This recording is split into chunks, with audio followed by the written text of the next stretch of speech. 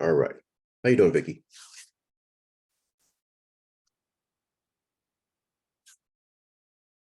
All right. You can unmute your mic again. You're good to go.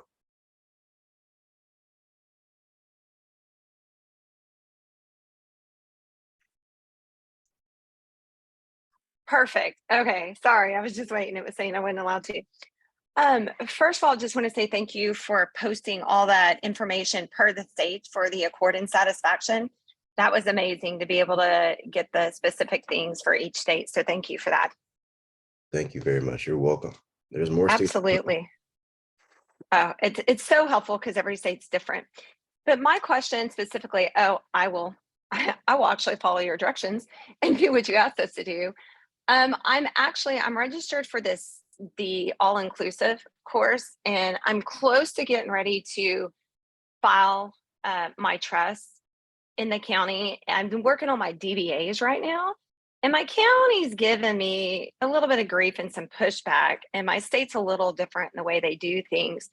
So that's kind of where I wanted to gear my question and ask is, what I'm wondering is, if there's a possibility that submitting with the county that it would get rejected, I'm thinking it may be better to just go the route that would be the second step I would take, which would be to publish in a local newspaper and then file it with the county as an affidavit or something after the fact. With that, I had a few questions based on that. If you go that route and you publish with like a local newspaper, would it have to be printed in a physical paper, or could it be something that's published online? Would that work as well? Because so many newspapers are going online. And does the newspaper you publish it with, does that need to be in the same county you're recording in as well? Good questions. Good questions. I probably would go with that option first, just because they may do some type of rejection when you use their county forms. So yes, place your DBAs, all of them, as many as you can think of, into one affidavit and use that as a public notice to put in the local papers. Now, if they're going electronic and they're publishing online, that's fine too, as long as they are qualified to take their certifications and enter them inside of the county records, because most county records have certain stipulations for publishing DBAs. So I would find a local paper that's kind of traditional in their way of doing things. So when you get the certified copy back, it'll be a cutout of that newspaper, and the actual newspaper is going to give you an affidavit under oath that they circulated your document. So once they do that, there's no way the county can reject it. Got you. Okay, that makes sense. And that'll determine kind of the paper that I go to. And just a quick follow-up, because I know there are other people on here. A quick follow-up question to that would be, if I go that route and I do that and go with a traditional paper and get that with the county, I was watching your video on that and going online, but my county website, I couldn't figure out any place to find where I could take something like that and submit it as an affidavit or even an assumed name. They didn't have any type of form or even a cover letter that I could find that I could send in with them. And so I was just going to see if you had any advice on how to look for that, or maybe I'm just not looking for the right thing in my county. Yeah. Every county has an affidavit section, and they're going to classify it inside of the real estate section or the miscellaneous. So you want to give them a call and find out what section of your deeds do you record affidavits. They may ask you, well, what kind of affidavit? Just say anything. It could be an affidavit of truth. It could be an affidavit of publication, affidavit for fictitious business name. Where do you publish? What section? So that way you can draft a cover letter, and when you mail it in, they'll actually know, okay, this is where it needs to go. Perfect. Okay. If the county gives you problems with that, yes, you can always take it to a whole nother state, whole nother county. But with that, what you have to do is find some type of principal address that you can use for your business and have your mailing address be where you currently want to operate. So that means, let's say I go to loopnet.com.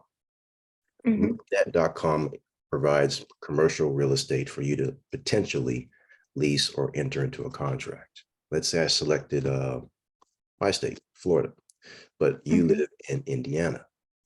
I go down to Florida, I find an address, I put that down as the principal address for all of my businesses and the trust. The mailing address is also listed on there as well for Indiana.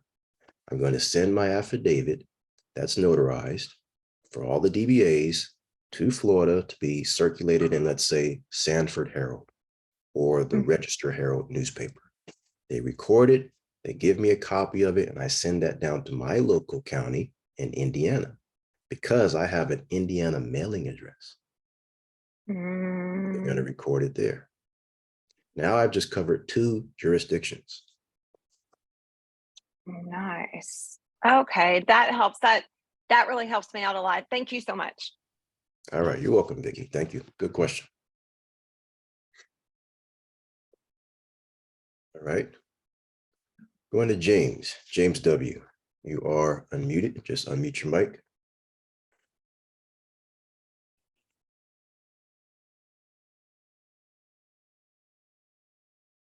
James W., you there? Just unmute your mic and you're good to go.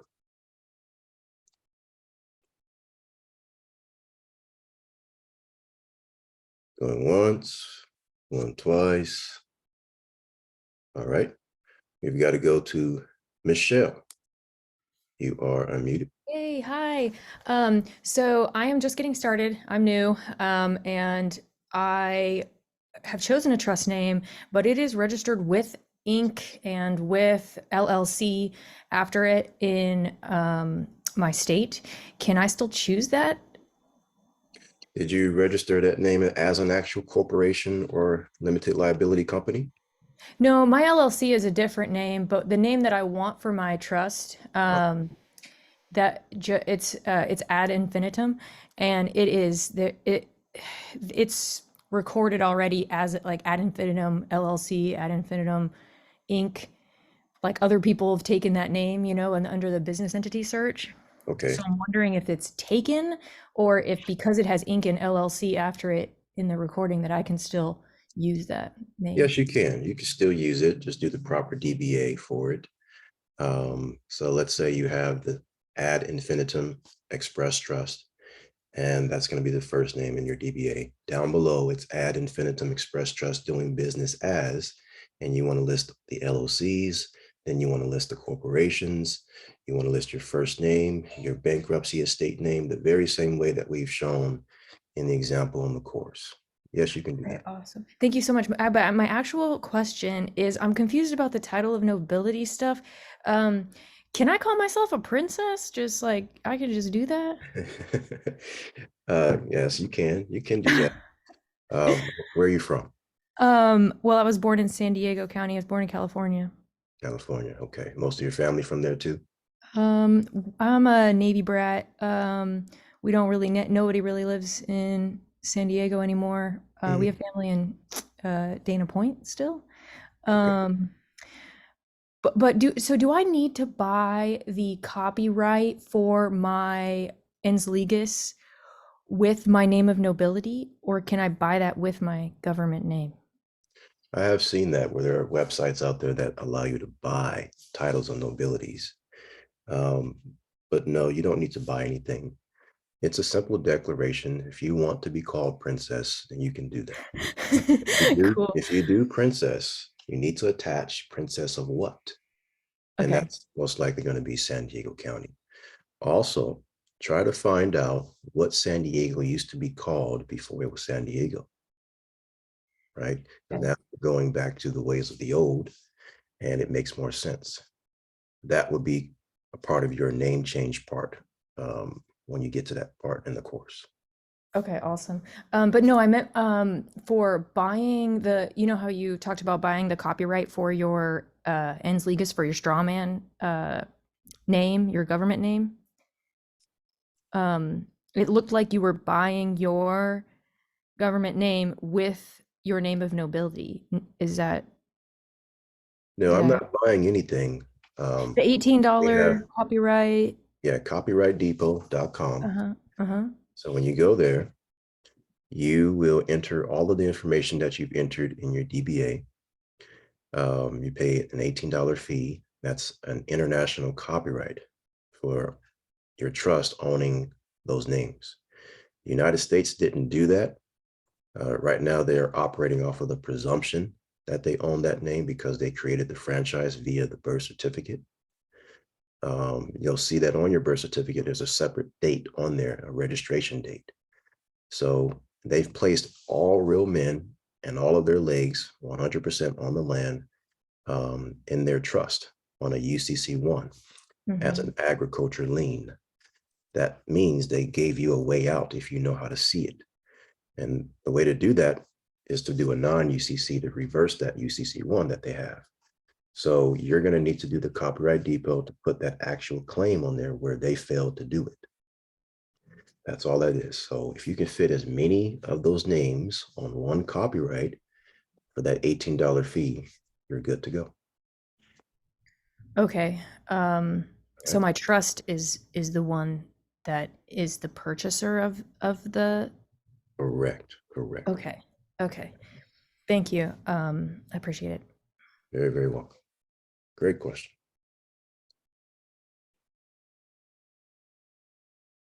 All right. Going to Lisa Pazela.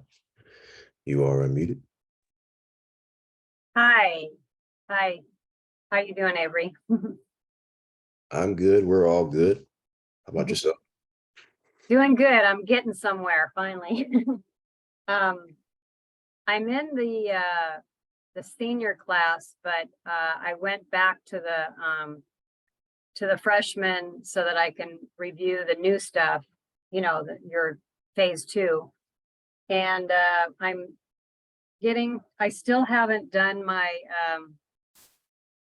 what's it called? You have to the properties, I'm recording. I'm just finding which state in one of my, one of the states that I have to do the recording in. But I'm just doing the quick claim for the property there, and then I'm doing the whole declaration and everything in my own county here in Florida, right? Correct. Okay, good. I just wanted to touch on that real quick. Where my question is the UCC, number 1, it has the address. Am I supposed to use the vital statistics address for that, or my mailing address for my trust? Use the address where your birth certificate comes from. Okay, so, and is that the hospital or the vital statistics with It can the be the city of New York? hospital. It could be the hospital if you like, or it can be the actual registrar's office. The vital statistics, where they got that from. Like when I did my ABC, I had to go through vital statistics for that. Well, vital statistics is a third party that goes to the county to get a copy of your birth certificate and give it to you. They're like a little broker. So you want to find the actual county that you were born in.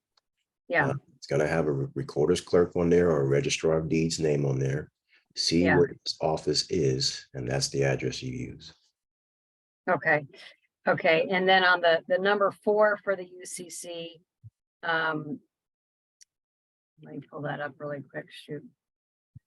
So number 4 is, it says on the one that I have, I think it's from you or maybe somebody in the group. It basically just says all property, whether tangible or intangible, and all in property real, located in the Republic of Florida or any other state, received now or in the future, to be held in trust in fee simple, per the trustee minutes on the scheduled books titled Other Property Exchange, Non-Real Estate Assets or Real Property Assets. Do I need to add the actual items in the categories, or is that enough?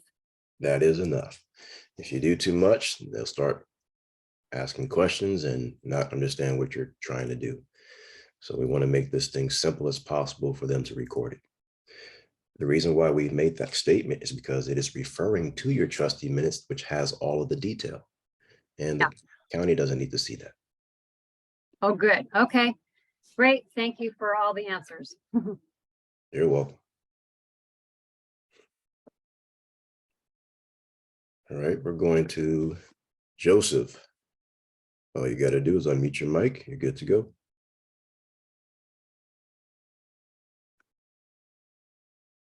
Just in the first few weeks here, I got my 9-8 number for De Libertas Express Trust.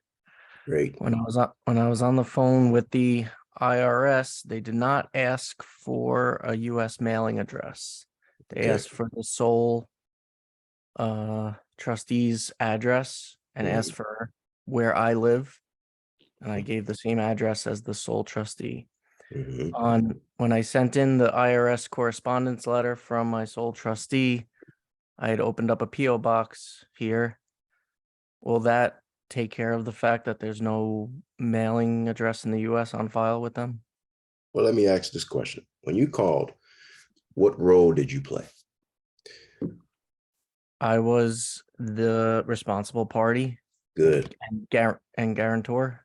Good. Yeah. That is exactly what I wanted you to say. And that's a good point to point out to people. Most of you may not have that foreign trustee right now.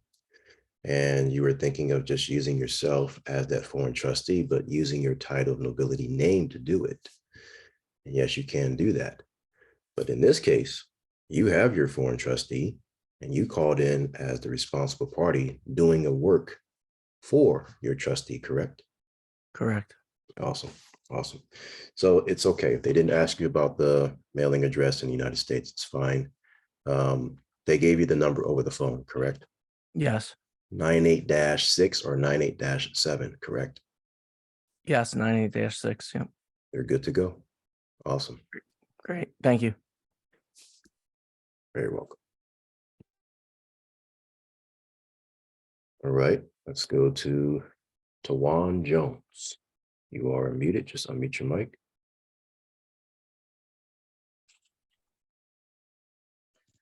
Hi, Avery. Good morning. I think it is in your Pacific Coast. Well, anyway, I'm really still getting started. I'm still performing a lot of my due diligence, and I'm just getting started.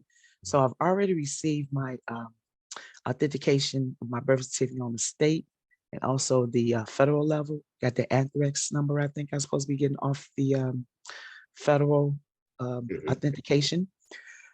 Okay, so I was adopted. My name, social security number, the adopted birth certificate, and driver's license is all.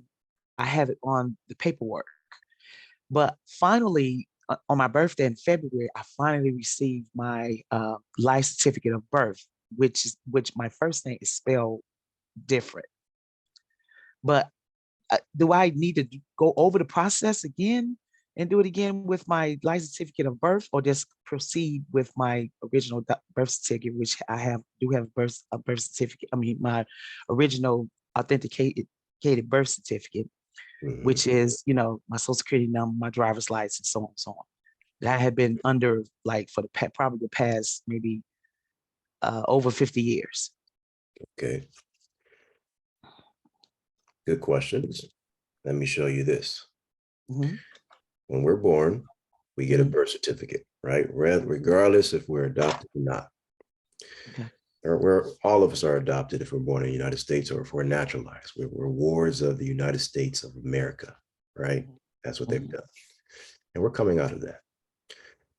Now, that birth certificate or certificate of naturalization is considered a certificated security. Okay. That certificated security is what creates an uncertificated security. That is your social security card. Okay. Now, which one of those securities do you think you use to continuously put yourself back into their jurisdiction almost every day. Which the one that I've known all my life, which was the one with had the social security number, the driver's license, and everything in my name, bank accounts in my name. It's under my adopted birth certificate. Yes. Yeah, it's the social security card. Yes. Right. That one is used almost every day. Right. So that is the one that the IRS is going to recognize when you get your estate number online. Okay. So if you were able to get your estate number online, you gave the exact name that is on that card, you're good to go. Okay. If you've authenticated your birth certificate that has your adoption name on it, or if you have a different version of it, you can do that. Always keep in mind, every birth certificate you get, you want to have at least one normal, and you can authenticate as many as you want. Every time you ask for one, they're going to give you one with a different bank note number on there. You can authenticate as many as you like and place that under the non-UCC as many times as you like. It doesn't have to be in the same county. It can be in a whole nother state in a different county for each of those birth certificates. Only thing I want you to take away from is you got that social security name and number properly reclassified into your trust by first getting the estate number and putting that under the trust via 8832. Okay. So you saying I can do this all over again this time, because I never knew until I just within 30 days received my license certificate of birth, and I've noticed that I'm on a totally different, which is Tawana Marie Wilson. It's my license certificate of birth, my original birth certificate. You say I could do this all over again with the second birth certificate? Yes, I mean, with the okay. So, but right now I just want to finish the one that I started already, which is the one that I've been using all my life and I use every day, which is the adopted one that has a social security number and that I'm working with every day. I can just still proceed and progress with my exemptions, being exempt and express trust and everything under the one that I'm doing right now. Correct. Yes. Okay. And I use Taiwan because I remember a long time, I'm progressing with Taiwan, but I remember going forward. Taiwan and Thailand are good. Thailand. I think it's Thailand that I use. I apologize. Yes. Yeah. No, Taiwan. I apologize. I use Taiwan. That's fine. Okay. All right. I will proceed. Thank you so much. Good. All right. Good. Let's go. We're going to Melissa. You are unmuted. Hello. Do you remember last month when I mentioned that my SBA loan had been, quote, discharged to the Treasury? When they said that? I do. Okay. So I sent the bona fide dispute letter, and then they sent this letter back. And real quick, it says, please accept this letter in response to your recent claim that Melissa McFarland transferred all real and personal property to Redmond Vaughn Express Trust on January 20th. Ms. McFarland, you are a guarantor and you are still personally liable for the debt because you signed a guarantee. The borrower, then the business that I had, which is closed now, also remains liable, absent a bankruptcy, discharge, or an approved OIC based on the terms of the signed note. There is nothing in the pasted text below that would relieve the guarantor or borrower from liability, and Treasury referral was and is appropriate. So do I just ignore that and then just continue on with accord and satisfaction? Exactly. Okay. I love when they send that because you asked for two simple things and they didn't send either of it. And they even sent the copies of everything I sent, the letter and all of it back to me. Exactly. Yep. So you proceed with your accord and satisfaction, give them about 3 payments, 1 payment per month. Yep. And you know how that goes. Yep. I'm on, and I wanted to tell everyone too. So on our mortgage, I'm on the second month. Well, the second month they sent it back, and it says invalid check endorsement. And that's why it was being returned. And then I sent it again and they cashed it. So yeah, that's awesome. It shows you that's how it works. Let us know. Continue with that. Keep us posted. Thank you. All right. Thank you very much. All right. TJ, Are you there, TJ? Yes, I'm here. How are you? I'm good, thank you. Well, I have a question in regards to our Express Trust. So we have the knowledge that the Express Trust passes the court and the control test. So that means that it's not easily pulled into a US court, correct? Their rules cannot just, basically the court cannot act as the trustee over your trust. But okay, I'm glad you posed it that way. So if the Express Trust needs to go to court to protect its interests or its assets, it can do that in a US court. Yeah, what I would do is I would draft documentation as if it's coming from the trust protector, and the trust protector may be the settlor as well. But in the documentation, I would include an exhibit where it shows the hold harmless agreement, where the foreign trustee is attached to this contractually, and a copy of my foreign trustee's passport, which is valid. Right. And he's basically stating that, look, I've hired, I mean, he didn't have to hire anybody because it's actually inside of the Declaration of Trust that says who you are as the trust protector and what you can and can't do. You're simply stepping in because he's out of the country, he or she. Right. Yeah. So if you show proof that that person is attached to the trust, give them the passport, hold harmless agreement, and if you want to, maybe even a bond to show that he is actually tied to your trust. A bond? What kind of bond? I actually just posted a video on the bond in the junior course. Showed everyone how to get a bond, because that bond is helping to get everybody's trust recorded without a house attached to it. So if you want to check that out there, but simple. You have three aspects to the bond: principal, obligee, and surety. Your principal is going to be the express trust. That's the one who's required to obtain the bond. The obligee is going to be your foreign trustee. So you would put their name down as foreign trustee. Right. And the surety is going to be whichever insurance company is going to, approve your bond. Most cases, I've used suretydirectbond.com, and we have been utilizing the Hudson Insurance Company as our surety. So if you were to do the steps that I showed in the video, you'll probably get insured by the same company, which is good. They're based out of Nebraska, Delaware, and Florida. Okay. You can attach that to your hold harmless agreement to show, look, this trustee, he's from such and such country, but he's placed a bond to just in case he doesn't adhere to his duties of the trust. And when the court sees that, let's say for whatever reason they feel that the trustee is not doing their job, well, they will contact the insurance company to get paid, and then the trustee would have to pay that back over time. But that's not going to happen. Gotcha. And the reason why I'm asking this is because my my Express Trust took over my LLC, and my LLC has an equitable interest in a property that they're trying to foreclose on. It has $3 million equitable interest, and it wasn't noticed. They didn't notice the LLC.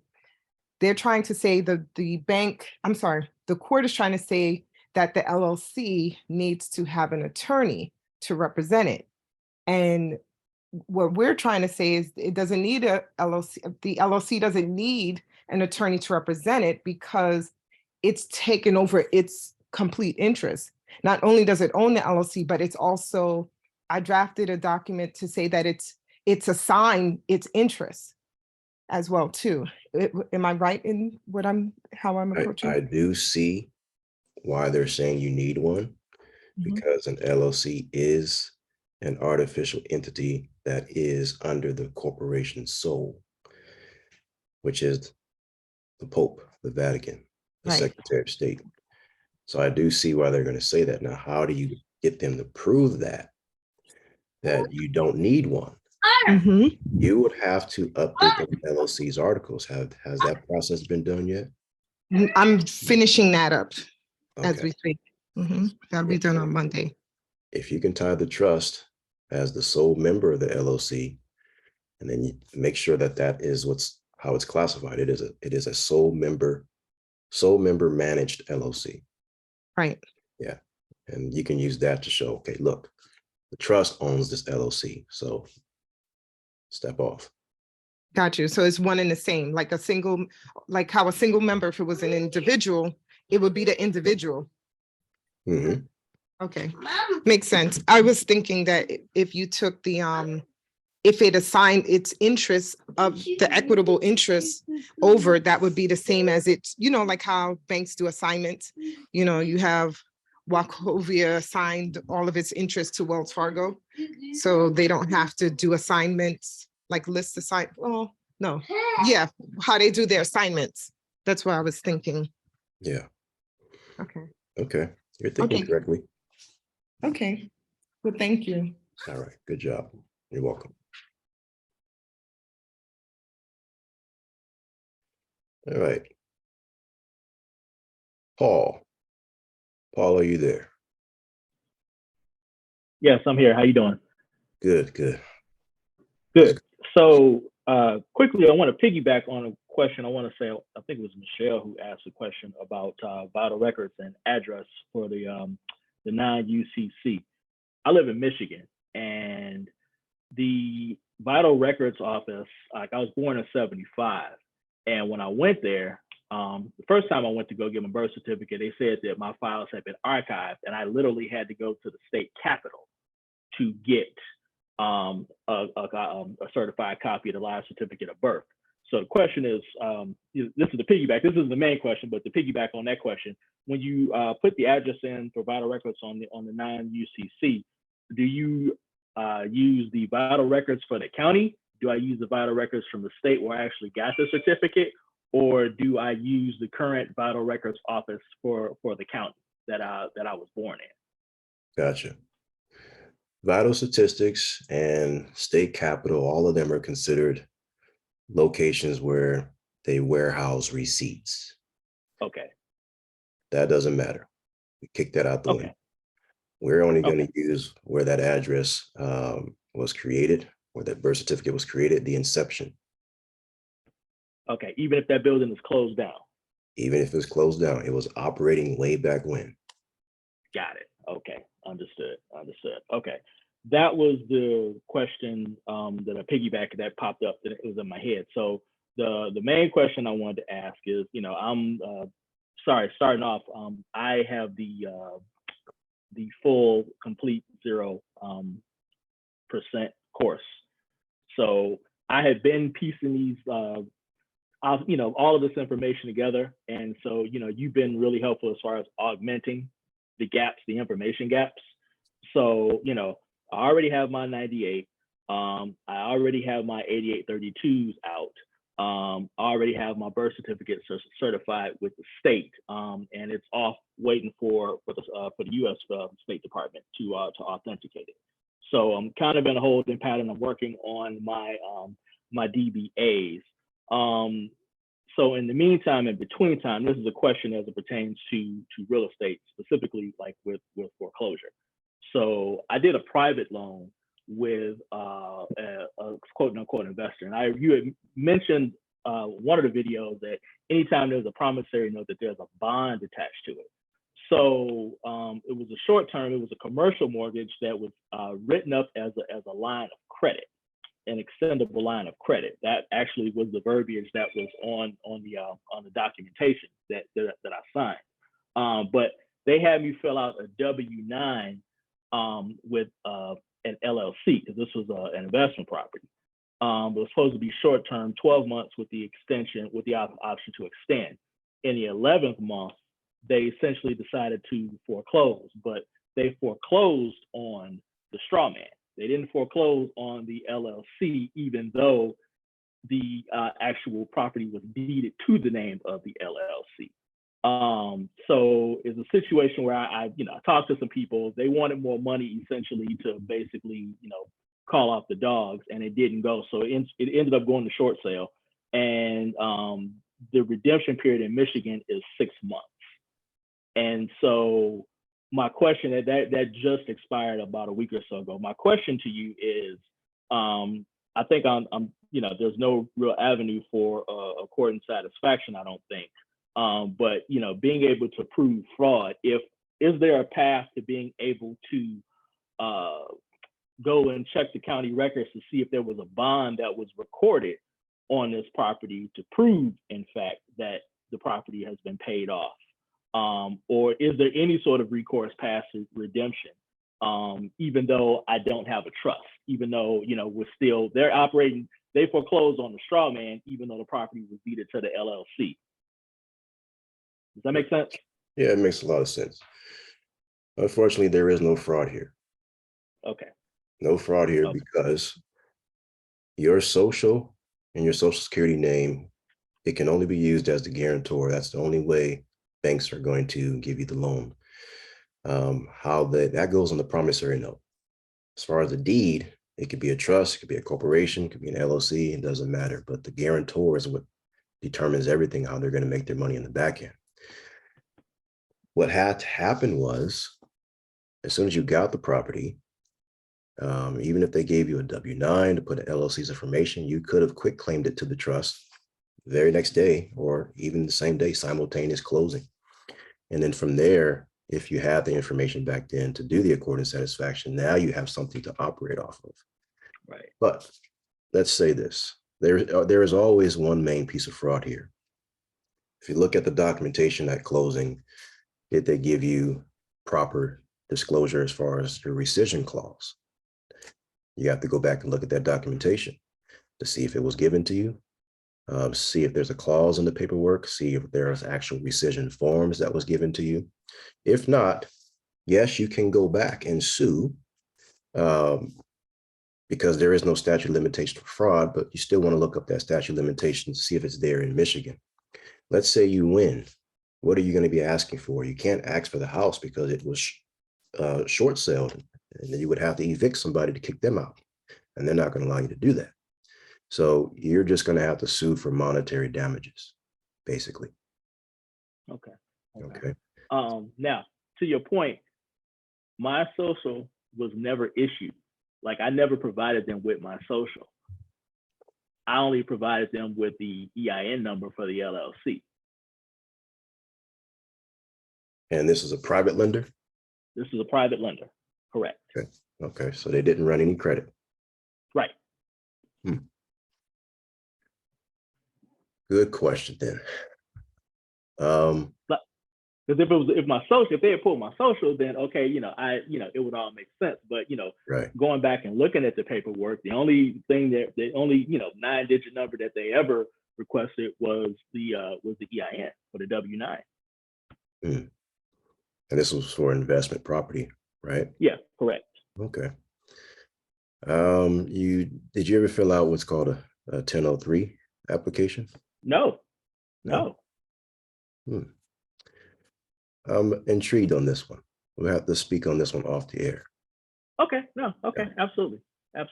Now, and I know you said too, but I got one last question. It's pertaining to a judgment, an old judgment that is showing up as a charge off on a credit report from like 7 years ago. So there was a default judgment because I moved and I never got, they didn't forward. So it's showing up as a judgment, and they're attempting to try to collect now.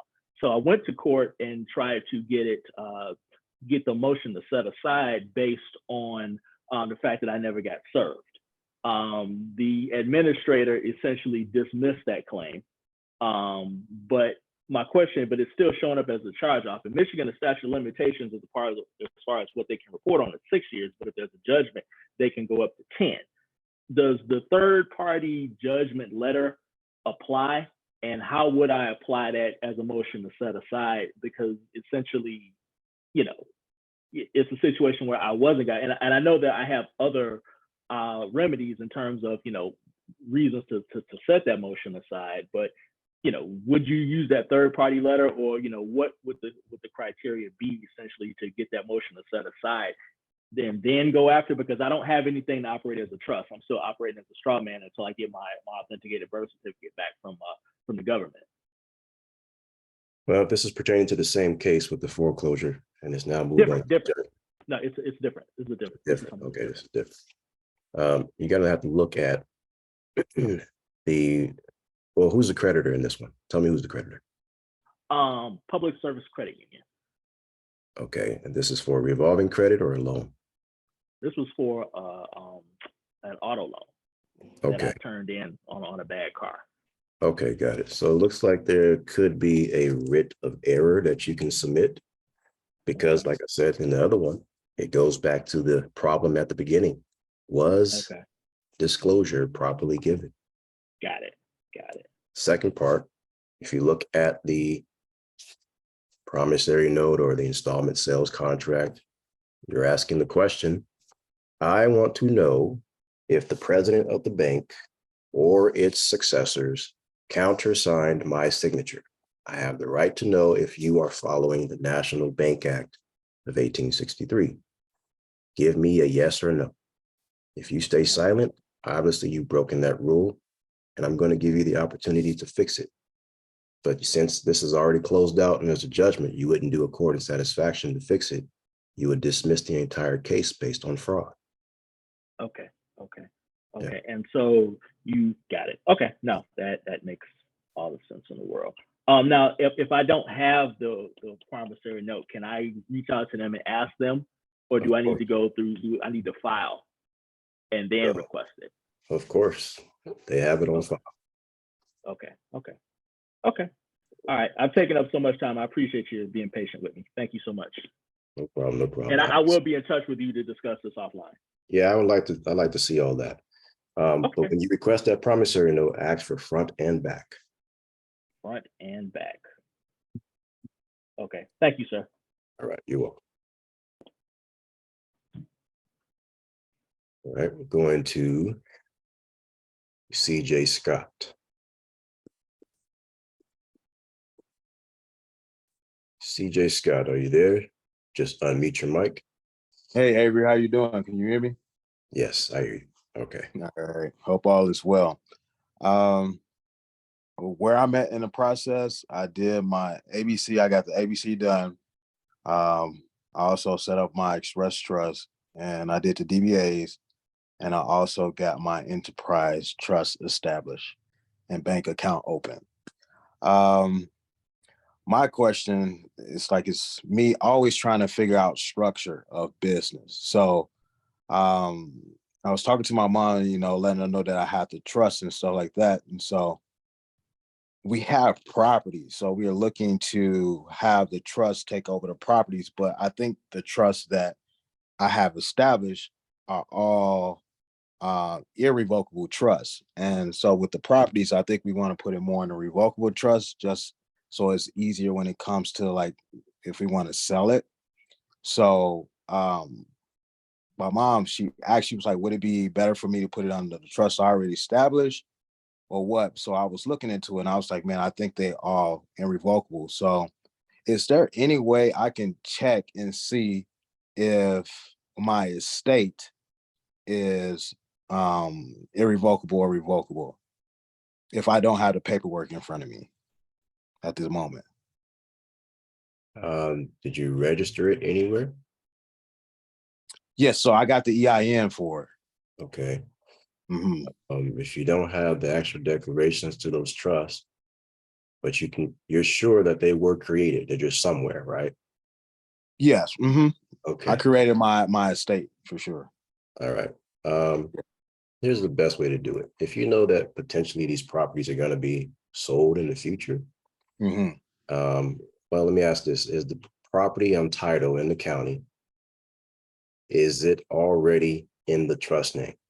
No, actually, it's under my mom's name. So we had an LLC for as well, and so on the LLC, my mom is listed as the registered agent, and me as a manager on it. And then she has another LLC as a manager as well, and she's also a manager too. So I was like, we're gonna have to go in and correct this whole thing, but she is, it's not under a trust right now. It's under her name, personal name. Mhm. All right, good. So you're good. You're good. I mean, what you're talking about right now, as far as those trusts being irrevocable, you're speaking about implied trust, not expressed, because it's nothing, no action has been taken with it. All you've done is just getting an EIN for it. Mhm. So when you go down to the county, just make a land trust. Just put it into a land trust. Okay. Let it be revocable.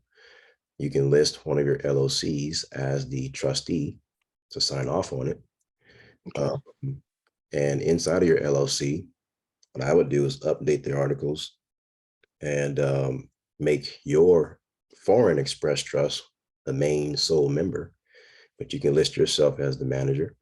So that means you, the manager of that LLC, will sign off as the trustee on the land trust, right? So that's how you've connected your 9(8) portion to the land trust without having to get an EIN number for that land trust.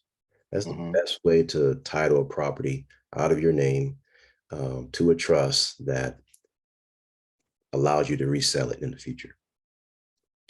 Okay. So create a land trust in my estate name and make that not your estate land trust the business to be a trustee.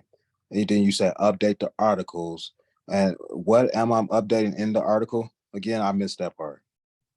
You want to add your foreign express trust as the sole member. All right. That means it is the owner of that LOC. Member. Okay. Okay. Now, when you name this land trust, don't name it in the name of your estate. Don't do that. Oh, okay. All right. Do it. Okay. Do another one. Okay. Yeah, keep it anonymous. So just name it 123 Main Street, you know, wherever it's located. That's fine. Okay.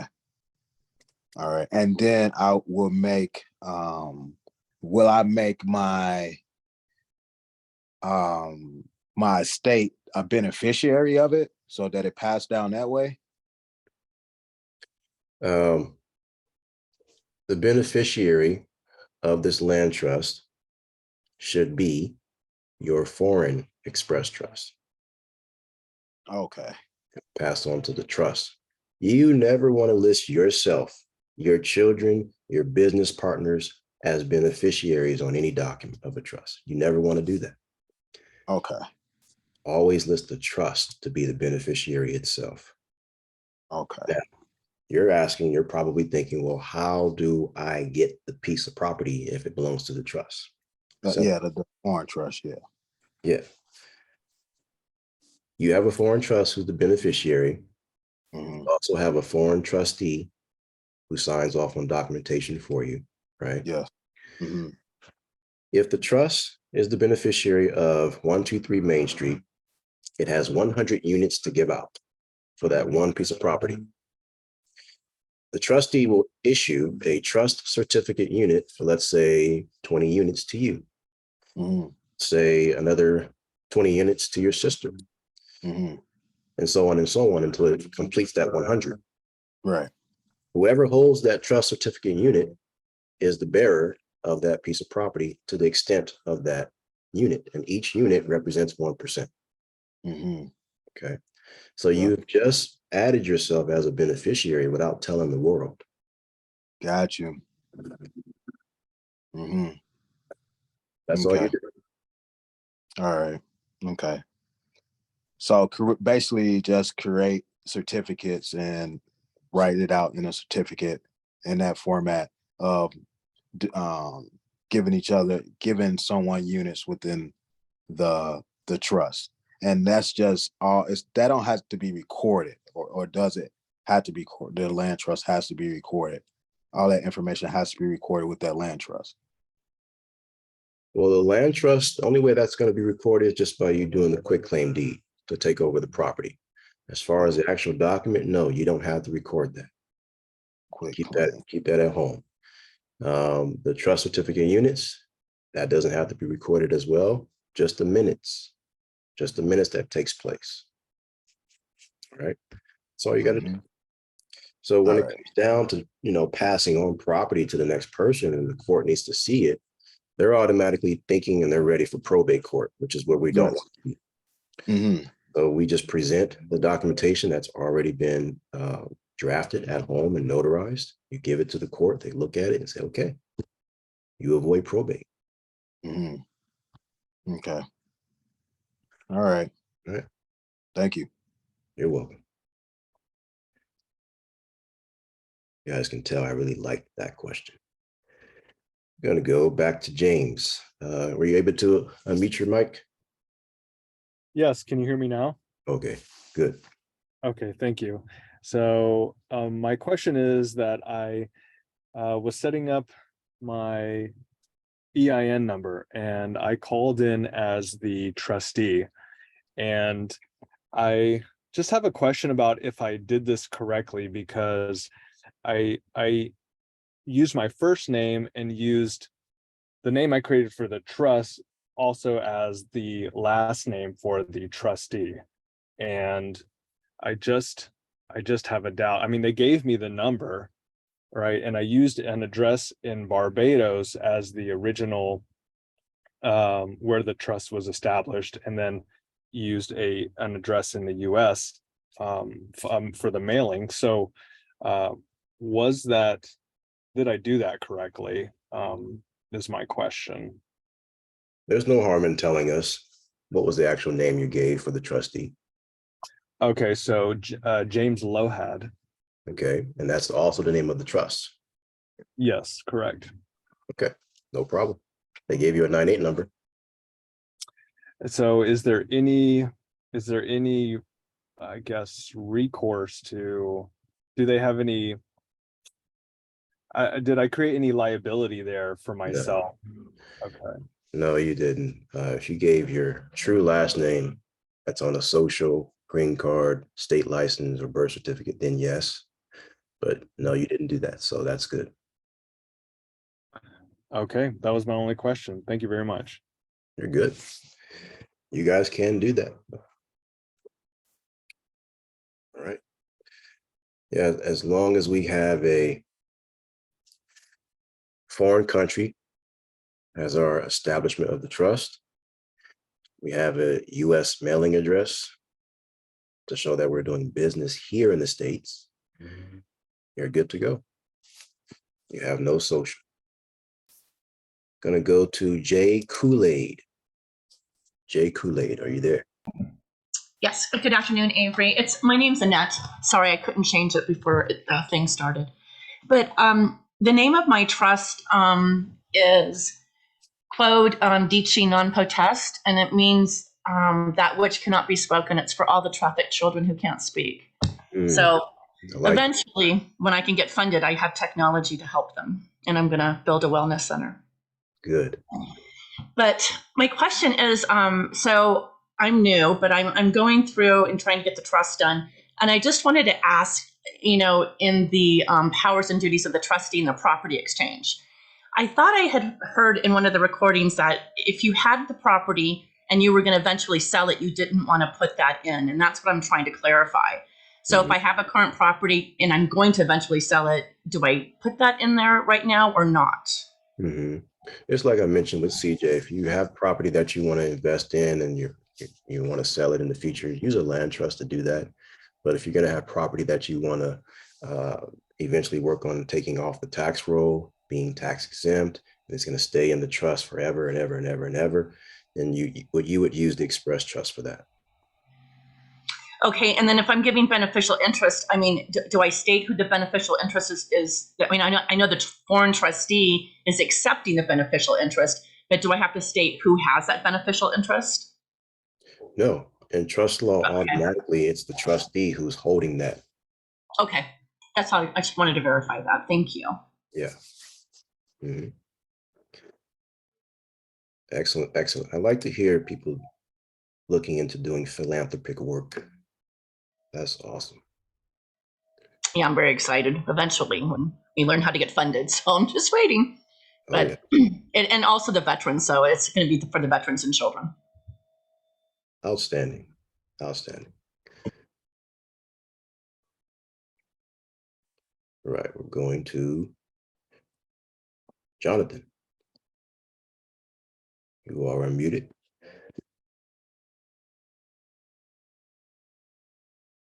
Just gotta unmute your mic. All right, there you go. All right, there you go. All right, you can hear me clear? We can, you just have to turn your volume down for the speaker. I'm trying my best. All right, how's that? Perfect. All right, cool. 'Cause I'm in my car, I'm mobile, so I'm trying to still attend class too. All right, my question is two questions, but it has to do with the same thing, which is the trustee minutes. One is the affidavit of assumed names, and the next one is the trustee minutes number 4, the additional minutes. On the initial minutes that we're gonna do the declaration of trust on, do we list the additional minutes number 4, which is the bill of deposit, and the affidavit of assumed names, or that goes on later for the trust office?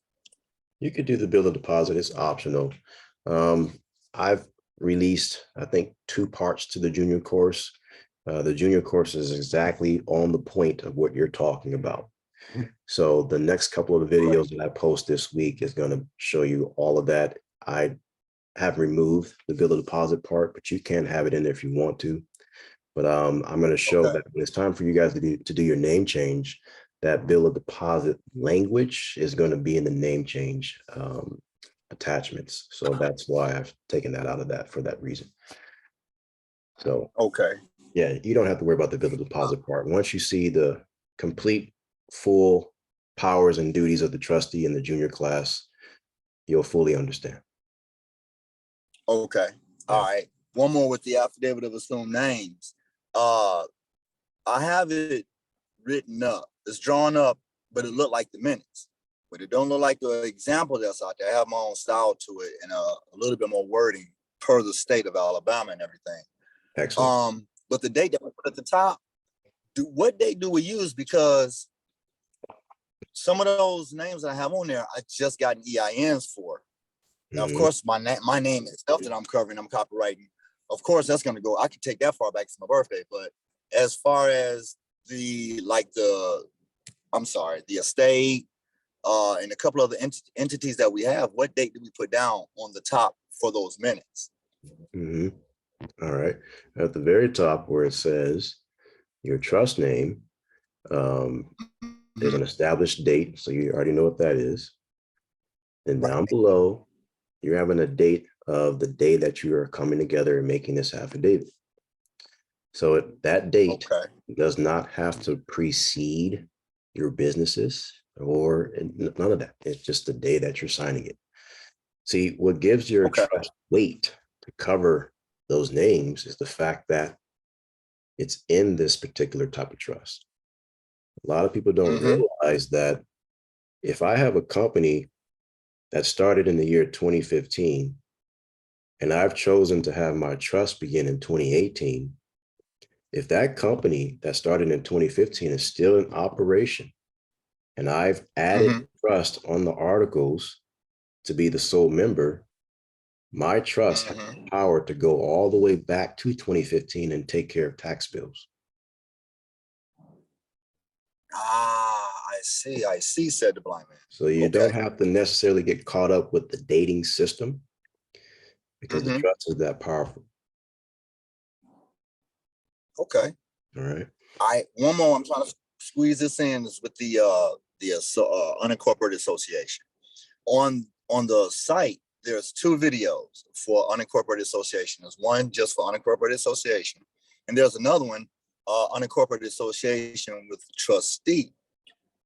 Are those 2 different ones, or should we use, the enterprise? It's not trustee, it's enterprise.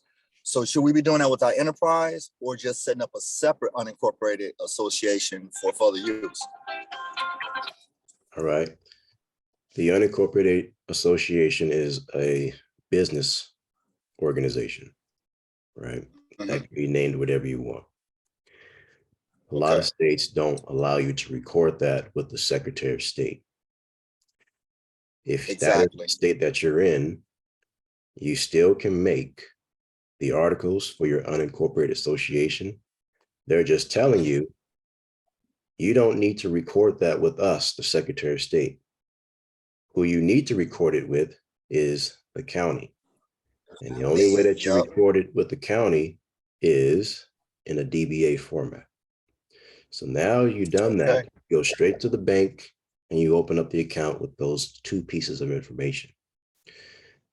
Right? Mhm. Now the other side. Now let's talk about the trust enterprise. You have two categories for that. A personal trust account where your social is the trustee. That's for your day-to-day business banking, paying your bills out of. If you want to save money in there, you can. On the other side, 14th Amendment. yeah, 14th Gotcha. Amendment citizen stuff, right? That's going to help protect those things in Right. your trust account. It's a lot better than a standard Okay. traditional checking account. On the other side, for the Okay. trust enterprise, you can now operate a business portion of it for the trust enterprise. And how you do that is, like I said, you take this foreign express trust and you make sure that that is the sole member of, let's say, an LLC. Take that Okay. LLC and make the LLC the trustee to the trust enterprise. A lot of states and a lot of banks are requiring one additional step, which is register your trust enterprise with the Secretary of State. All of them do that. All of them do that. So Okay. now we go to the bank and we say, hey, we want to open up a business trust account. They say, okay, well, we need to see the documentation that your trust is registered with the Secretary of State. Boom, I got that. And on that document, it's going to show my LLC as the trustee. Okay, well, we need to see registration for the LLC. Boom, we got that. Okay, well, we still need to see the DBA. Boom, we got that. Now all they need is just EIN for the trust enterprise. You're done. So all monies that are generated by that LLC can be deposited into that trust enterprise business account. Right. Right. Okay. I knew it was like a power pellet for the Pac-Man game. So Yeah. I had a feeling about that. A good way to put it. Yeah. Yes, what I read was right, because it's I don't know how other people have to deal with other states, but here in Alabama, there's a first and last for the county, and there's some things you do the state have to be included. So when you do let's say you want to do a DBA in the state of Alabama, you have to go on the state site, you have to do the assumed name, that's $28. And you have to renew that every year. Then you have to go over to actually do the DBA, you have to go to the trademark portion. And that's their way of giving a certificate that you are doing business as XYZ. Well, in the state of Alabama, you cannot use the words trust or bank at all. So we then came up with a few ingenious ways where it can still get recorded and still have a DBA, but not the express trust itself. We're trying to keep that name the same, but they don't want that name being used at all. Right. But I tell you what, they can't stop. If you put that in a DBA into an affidavit and record it in a newspaper, and then take that local newspaper filing and put it in the county, they can't refuse it. Can't refuse it. Okay, so we just still got to follow that particular process, the county process. Try it, because there's going to be many people to come in Alabama who need your help. Well, yeah. Well, one thing I'm gonna tell them to do is read the Alabama Secretary of State website. I spent a lot of time on there trying to educate myself, and I found out even with doing the DBA, they even stayed on there that if they refuse or deny your request, it's still by no means that you can't use the name, because you already have to show. They even tell you in the beginning that you have to show proof that you've been using the name before you even apply for it. That in anything about that name or names will be based on common law. And when I seen that kind of like opened the door, because a lot of people here don't know what common law means.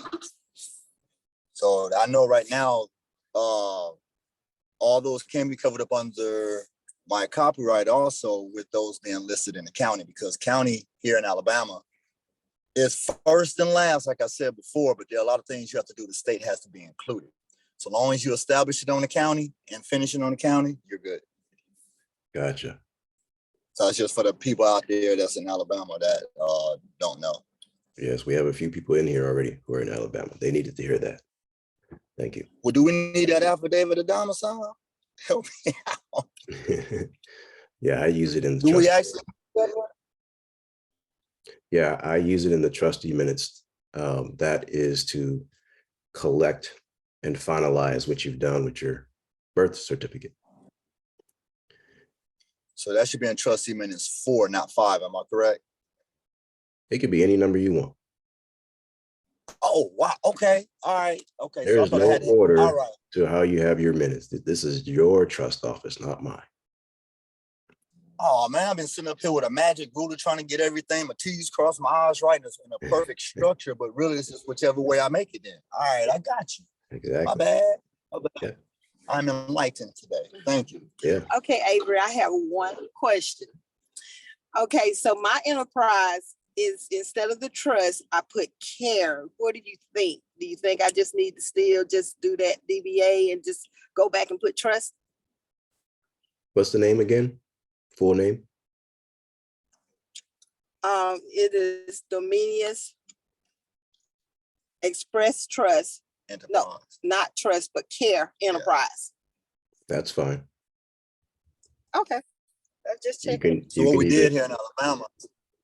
yeah, you can even I'm sorry, call Avery. it something ventures. Ventures, enterprise, any words that are synonymous with enterprise. You can do that. Put That's trust, what we okay. did. We went down to the synonym list and came with other words other than trust. You do for our enterprise. Mm-hmm. Good. Good. All right, so we good. I appreciate you. We appreciate you, Avery. You're very welcome. Appreciate you guys too. Good questions. And thank All you right. so much for your hard work that you're doing. Thank you very much. We're doing the best we can, but it's a good fight. All right. Yes, it is. Yes. Oh, I'm sorry. Didn't mean to cut you off. Let's see. We got about 35 more minutes. All right. Let's go to trust the process. Just got to unmute your mic. Hey, what's going on, Avery? It's all good. How about yourself? Doing pretty good, man. Thank you for having me, and thank you for having the class and the monthly meetups, man. I really appreciate it. Very welcome. Okay, so I have a situation where before I even got into your class, I was basically reading your book, and I had stepped out, and I was already in the process of doing a lot of this, but this was your book kind of gave me a little bit more ideas as to be creative. So I have to give you kudos on that. Thank you. So the situation is a visitor, right? On a visiting visa, not me, but someone of like my fiance, right? And she's on a visiting visa, and we decided to basically create a foreign express trust for her, and get the 98 number, and get the foreign trustee and all that. Then basically created a business for her with the 98. So we created a domestic business for her, and then we used that and basically have her operate under that in the United States legally. So instead of, and when you have a visa, you cannot work. If it's not a work visa, you cannot work on it. It's a visiting visa, right? So basically what I did was created her LLC. When I created the LLC, that I then listed her trust as the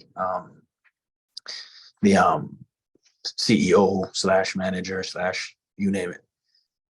They definitely opened the bank account, but not for the trust, but for the LLC. Once we did that, basically got another form of travel document. So from like a Moorish travel document, and I think it was a Moorish American travel document. So we did that, and then at this point we're trying to not go into the regular way of citizenship or any of that. So we were like, we don't want to go back into the system. Let's see how the best way we can work around their corporate system and make this thing work. So we did that. We were looking into getting a common law union we haven't done that yet. But then we read your book and realized there was another way of getting also a certificate of non-US citizen. So we were looking into that as well. But while we were looking into that, we started traveling. We tested the document, the travel document, along with the 9-8 and everything that's already established. Just to be clear, we didn't record anything on the county or anything as of yet, but the business itself was already structured. So she was operating as a business. So we took a trip to Mexico just to test it. I know it was a high risk. It was really high risk. So we took a trip to Mexico and with the travel documents, and we came back. It literally took us like 3 minutes to get back across the border. We literally just went to Mexico for that. And we came back across and there was no problems, right? So that test basically worked on land. And then we tested went to another country overseas, this time by air. When we were coming back, obviously they basically said, well, you cannot use these documents if you are technically have one of our documents. So I'm a U.S. citizen, obviously. So I have a American passport, and she has her this country where she's from. She has her passport, so we had to use that to get back in because we didn't actually renounce our documents or revoke them. We didn't revoke them, so they were still active. So, but what they were saying, what Border Patrol was saying, is if we didn't have their documents, they would have then acknowledged the travel document because it was backed by the treaties that we were traveling on, I should say. Exactly. Go ahead. Exactly. So let's answer a few questions because I know that our listeners are wondering. Right. So, what country is your fiance from? Jamaica. Jamaica. Awesome. And the status of her visa when she was traveling, was it active? Yeah, it was active. It was in good standing. So she's considered a lawful non-immigrant. Yes. Right. All right, good. Now, which kind of visa did she have? Was that It was the B1. It was the B1, B2, but I've always told her whenever we're coming back into the country, you're doing business. You're not visiting. So Good. she usually gets the entire time. They don't usually stamp her book. Right. Yeah. Yeah. Business, because like I said, you mentioned it, the treaties, the treaty contracts, they cannot interfere with business contracts, but they can interfere if you come in here on a B1 for touring, visiting. Right. That has so many different stipulations. Mm-hmm. So awesome. I'm glad you had the courage to test that out. Yeah. But the thing is, this is the thing. Now what I was looking at is so I sent off the travel documents that we have. And basically, I just sent off mine because I didn't want to get her in any type of trouble. I'll take the risk because I'm already a citizen. So I said, let me send into the Department of State the document that I have and the declaration. I took some examples from your book, and then I did some research and did the full declaration. I sent that in, the affidavit of non-citizen and proof, which was with the passport book of the travel document, not my US. So they just got it. So I'm waiting to see if they're gonna, because I need the certificate of non-US citizenship in order for me to go do the DS-11 and get the national passport. All right. I am excited that you asked this question. Yeah. So I am going to put some information on the U.S. Department of State, or travel.state, actually. And we're going to go over some information and let you see how they're going to think when they receive your documents. And you'll see exactly you're going to know exactly what to expect as of right now. All right. Okay. So I'm going to share my screen so we all can see this. That should be large enough for everyone to see. Yeah. All right, the certificate of non-citizen nationality. Got a little bit of reading to do, but let's do it. The Department of State occasionally receives requests for certificates of non-citizen national status pursuant to Section 341B of the Immigration and Nationality Act. That is Title 8 of the U.S. Code. As defined in the INA, all U.S. citizens are U.S. nationals, but only a relatively small number of persons acquire U.S. nationality without becoming U.S. citizens. Section 101 of the INA defines the term national as a person owing permanent allegiance to a state. Section 101A22 of the INA provides that the term national of the United States includes all U.S. citizens as well as persons who, though not citizens of the United States, owe permanent allegiance in the United States as non-citizen nationals. So, U.S. citizens and U.S. nationals are one and the same. You don't want that. All right, so now let's get into what you do want.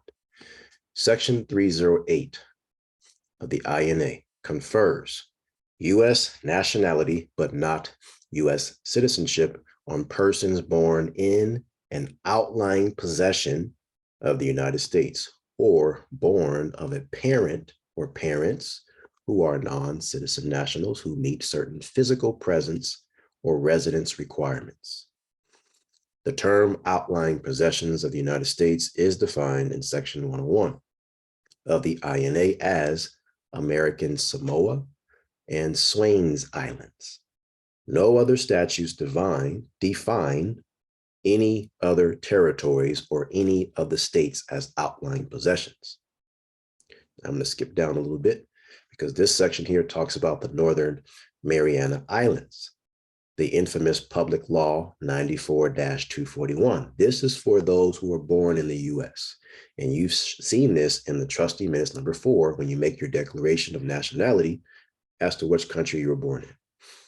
Now, there's another one for those born outside of the United States, such as, for example, your fiance in Jamaica. She would use Public Law 99-395, something like that. It's in the minutes. But here we go. As the department has received few requests, there is no justification for the creation of a non-citizen national certificate. Designing a separate document that includes anti-fraud mechanisms was seen as an inefficient expenditure of resources. They're showing you that they do not want to give you a document that's separate from the world. You have to blend in.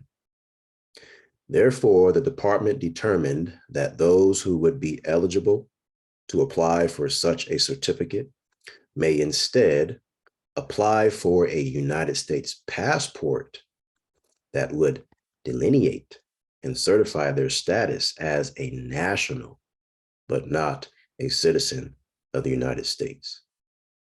Now, this is for those who are outside of the United States.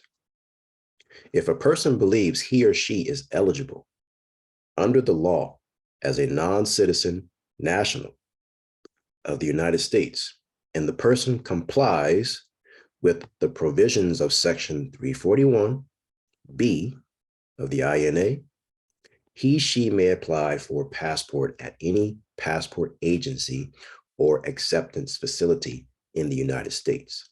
Now, let me transition to DS 4194 form. This is what we all use to authenticate our birth certificates. Look at this, they've updated it. It is different. So those of you that have people out of the country and you want to bring them in on business visas, you have to make their declaration of nationality in the form of an affidavit first, get it notarized, put it in the paper, take the certificate of that paper and put it into the county records, recorder's clerk office as an affidavit. Get a certified copy of that, and then you send it to the Secretary of State to be authenticated under a non-Hague Convention country such as Thailand or Taiwan. They will then give you proof of that back, and guess what? Now you send that entire packet to the US Department of State using this form, because they just told you they are not going to give you a certificate of non-citizen national certificate. They're not going to give it to you. So you have to get it yourself. You'll place all the information in your foreign trustee's name or the foreigner's name, the country use of outside the US, which is going to be Thailand or Taiwan. Now, here's the important part. What document are you going to use? It would be a certified court record, because the recorder's clerk is a clerk of the court. They are an immigration officer operating within a naturalization court. And your spouse, your fiancé, when she makes this such declaration with the county, it's already done with the court. Now you just have to follow it up the chain. County, Secretary of State, and lastly, the US Department of State. They are going to authenticate it, give you that gold seal, and that is how you get your certificate of non-citizen national status. When you have that, she can travel everywhere. That acts as a passport for her to come in and out of the States, as long as she has her business visa to go with it. All right. So that is exactly what you want to do. So you sent off some documentation to her, to the Secretary of State or US Department of State. Now you're going to know there's some extra steps that you have to do to make sure that this is right. Clear? Oh, thank you, Avery. Thank you. I was trying to unmute. What's the name of that form? I was trying to write it down. ES, D as in dog, S as in Sam, 4194. 4194. Because you know the crazy thing, the whole time I'm researching, I've found they used to have the forms to actually apply for the certificate of non-US citizen, but then they took it away. So I've been searching and digging and just trying to find it. I was like, I tried to book a consultation and all this stuff, but long story short, my question is to what you just said. Is it possible for us to do, once we get the proof of certificate of non-citizen, can she also go and apply for a American visa? Passport. No. In order to do that, she would have to surrender her nationality. So I would suggest she keep her Jamaican nationality and just continue to operate off of visas. Now, if you don't want to do this every 6 months, then you can move forward with what's called the E2 visa. There's a 2-year stay for that one. And there's an unlimited opportunity there to just continuously extend it, which means she would not have to go back home to get it approved. She can do that while she's still here on the North American continent. Got you. So let's say it expires in 24 months. Make your extension in month 20. That way they have time to approve it. Got you. So what if a child is involved in that situation? But I'm assuming do the same thing. Same thing for the children. Same thing for the children. If the children are born there in another country, yes. But if they're born here, then the process that we are most likely all doing for us, would apply to them. That will be applied to them. Yeah. Right. I have not to hold you up so long. I have one more question, Avery. When it comes to the travel document, because again, so we basically moving as Moors from a private standpoint, and the documents also that are backed by the treaties and stuff like that. We've done the appellation and all that stuff. Wouldn't that play some kind of part in the way we travel as well, since they accepted it the first time? Yeah, it does. It depends on which treaty you want to use that the Moors have signed off. It could be the Delaware Nation. You can use that one. You can use Treaty of Peace, Friendship, Triple E. Yeah, it's the Treaty of Peace and Friendship, yeah. But the document is actually laced with it. It looks just like a passport. Gotcha. Yeah. Yeah. The problem is if you're using that document and it's supported by the Moorish Science Temple, you will have some issues with it because they're 501c3. Okay, 50. Okay, not a 508. Correct. Yeah. Even 508 has some issues. So there really isn't any organization that backs up the Moors like that today, the private way. And it shouldn't have to be that way. It's just you as a Moor or a Saracen, and you don't need any other organization to back you up. What you have to understand is the Act of Algeciras. The Act of Algeciras says, we are going to take the Empire of Morocco and divide it up into different kingdoms and give the king, the queen, the president, the prince, the princess, the sheikh, the sultan, give all of them plenipotentiary of power. And then you do them to get your passports, right? So if it's set up that way, then why do you need a church, a 501c3 to give you permission? You don't need it. Okay, I see what you're saying. Okay. I appreciate it, Avery. I appreciate it. So I guess that's the route I would have to go to do that. Or would you suggest, because again, because we're doing the common law marriage. If we're married common law, like from a common law standpoint, you suggest that we would just continue doing it from the visa standpoint and keep updating it, or just go to the E2 visa, and so she can just do it from here. Yes. And travel.state.gov give you information on the requirements of the E2 visa. As far as common law marriage, I just gave you the end all be all for how to get to. It's the same process to have a union on every level of government that will be accepted in any country. Okay. I appreciate it. Thank you very much, Avery. All right. Thank you. All right, you guys, give me a tick. Got to go pay the water bill real quick. Take a little 10-minute break and I'll come right back.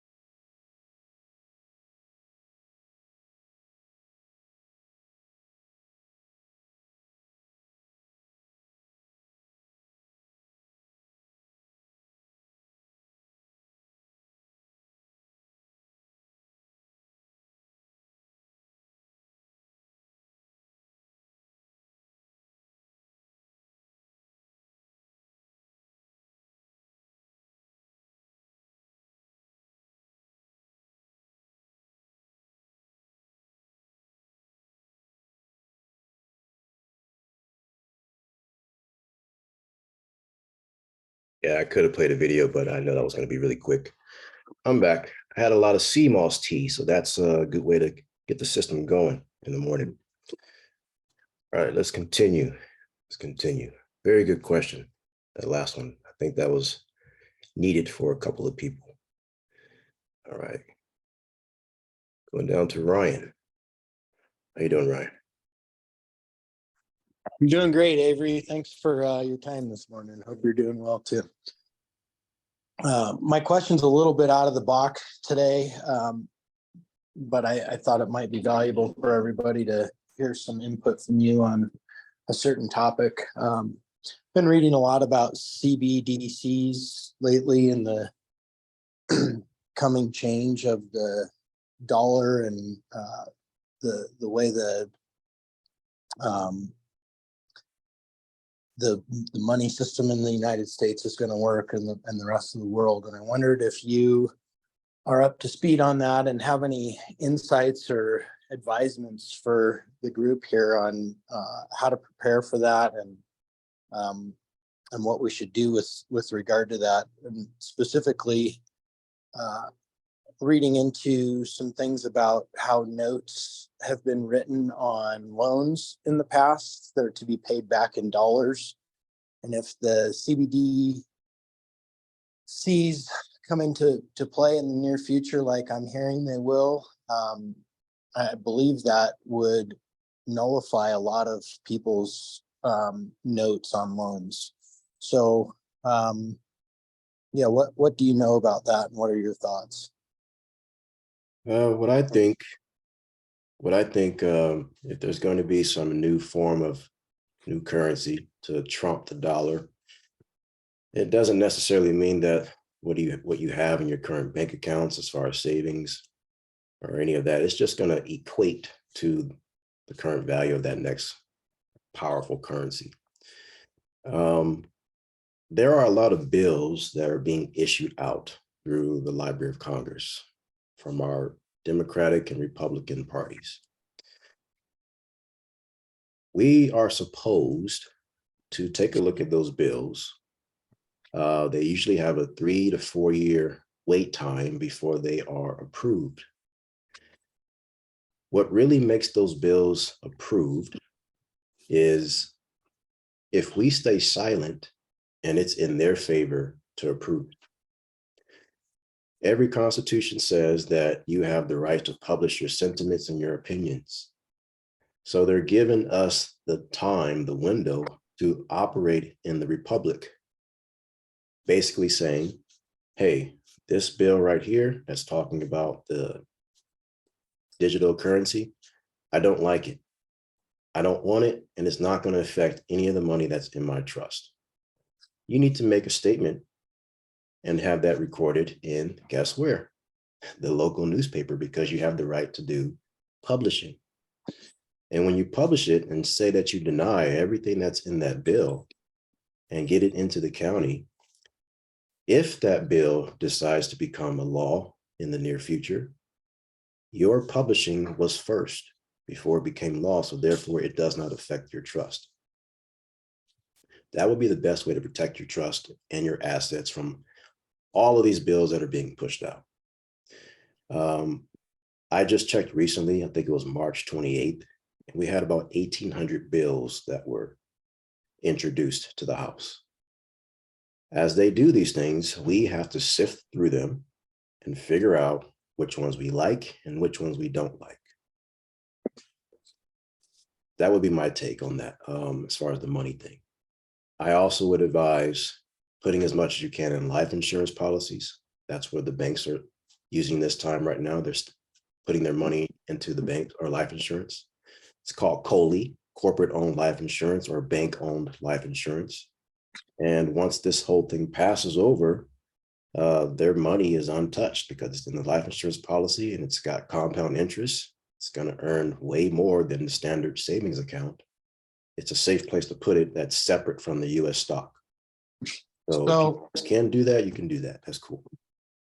So it's interesting you just said that about life insurance policies. I agree with what you're saying there, and I actually had put a question in the chat a little bit earlier in the call today, wondering if you have, and I remember talking about it maybe a year ago in class, but is there a person or group that are doing life insurance policies within the 0% network, or do you have a person that you're referring to the group here? Yes, I do. Let me give it a second. Let me pull up that information for you. Here we go.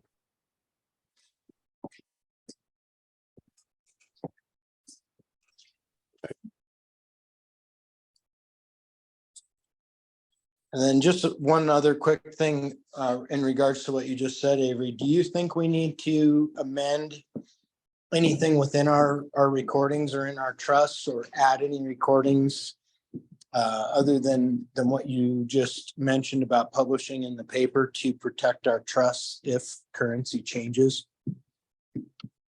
There's really not much you can do, just as long as you list. You want to list your bullion, your gold. You want to list your cryptocurrencies.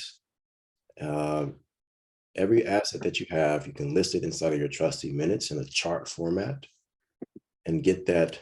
It doesn't necessarily have to be recorded in the county, just as long as it's listed in your trustee minutes and you get it notarized. The notary is a deputy of the court. So that's perfectly fine. There's one other thing I was going to say. It'll come back to me. But I recommend IBC Global. Okay, IBC Global. They have a YouTube channel. They specialize in whole life insurance policies with different other companies out there, Mass Mutual, Guardian Life. I'm actually working on establishing my 5th one with them. So they're great. If you go to their YouTube channel, you will see, let's see if we can pull them up here. Steve Parisi is the main guy, and he has a wealth of information on the ins and outs of this thing. So first and foremost, thank you everyone for registering. Great guy, great guy. So check out his channel, Insurance Business Concepts, IBC Global. It's got about 32,000 subscribers. And this is who I work with. They have the guy you want to look out for is Steve Parisi or Scott. Ask for Scott, and they'll get you set up. Thanks, Avery. I appreciate you. All right, you're welcome.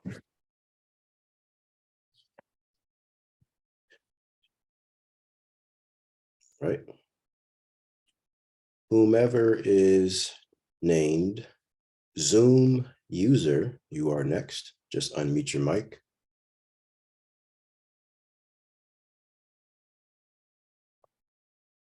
Zoom user. We don't have your name. All right. I think there that we might go. be me. There we go. Can you hear me? I can hear you. Okay, I just have a couple questions. They're very, very elementary. When I do my foreign EIN trust, do I have to have express trust on that? I'm sorry, it kind of cut out there. One more time. Does that have to say express? It does not, but I would do it. Here's why. When it comes to public notices, I would want it to say express trust. Now, when it comes to, doing all of your trustee minutes, putting that together, you can say, for example, like me, Avery Imago Dei, and then down below, I put in parentheses, an irrevocable express trust organization. So I'm referring to the type of trust that it is without even saying express trust every single time. But in the public, if I'm going to talk about it and refer to my trust, I'm saying Avery Imago Dei express trust. Okay. It's Okay. other trust out there, such as the U.S. fiduciary trust, the trust enterprise. You can use trust enterprise, you can use joint ventures, anything that's synonymous with that, you can play around with. But let's be specific with the big one, the 98 number one. Okay. Okay. So another question I had about the birth certificate to get it authenticated. You said to send it to the county, the state, and the federal, right? How do I send it to the county? I think you went over that. Is that where you send it to you record it in the paper? Yeah, sometimes it's necessary to go to the county and sometimes it's not. You have to take a look at your birth certificate and see who signed it. If it is signed by the public health officer, meaning just the physician who gave birth, or who helped deliver you. Then what you have to do is take your birth certificate down to the county and ask them for exemplification. That's your first stage of authentication. Oh, okay. So I live in Washington, but I was born in Wyoming. So I have my birth certificate. So I take it to Washington? No, Wyoming, back to where it came from. Oh, it goes back? So which county in Wyoming were you born in? Newcastle, I think. Let me see. I have both of mine. The long form one where it's got the doctor's signature. And then I've got the other one that's just from the vital statistics department. But let's see. If you have something from the vital statistics department, then you don't need exemplification. I can tell you that. You can go straight to the Secretary of State in Wyoming. He'll start the process there. They have a form on their website. Oh, okay. Secretary of State of Wyoming. Okay. They have a form on their website and you fill it out. I want you to put Taiwan as your country for authentication purposes. Okay. Put in the fee, put it in the mail, let them do it. They'll send it back to you and go ahead and send that to the U.S. Department of State after that using form DS4194. Okay, so I'm going to send it to Secretary of State. I'm going to fill out the form. Well, I'm going to put Taiwan as my return address, right? Correct. And then they're going to send it. Okay, I'm kind of confused. So does everything go back and forth to Wyoming, or does it have anything to do with the state I'm in now? No, it goes back to where you were born, Wyoming. Okay, all right. Okay, so I'll send it help you to. out. Take a look at my screen here.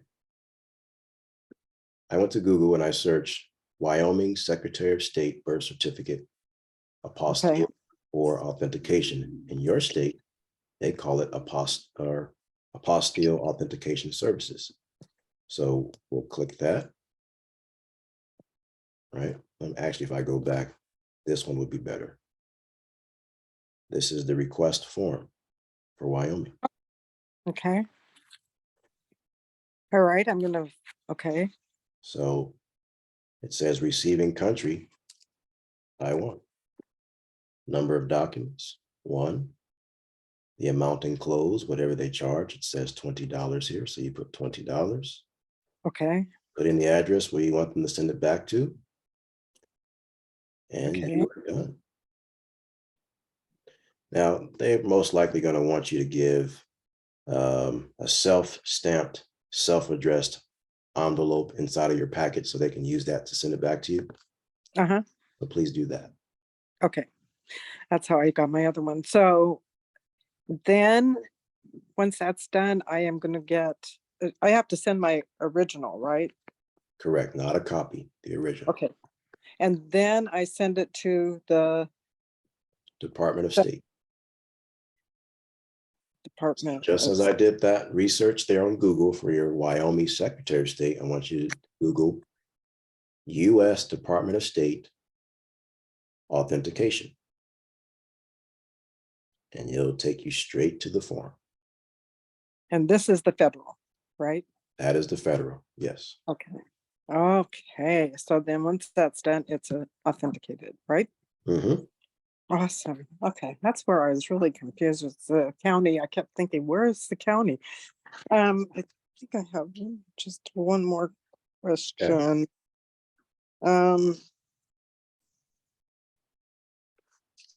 I think I'm good. Thank you, Avery. I so appreciate all your help. This is amazing. No worries, no worries. Go back into Patreon and just type in birth certificate authentication and you'll see that video, how we did it. Okay, perfect. Thank you so much. You're welcome. Isaiah, you are unmuted.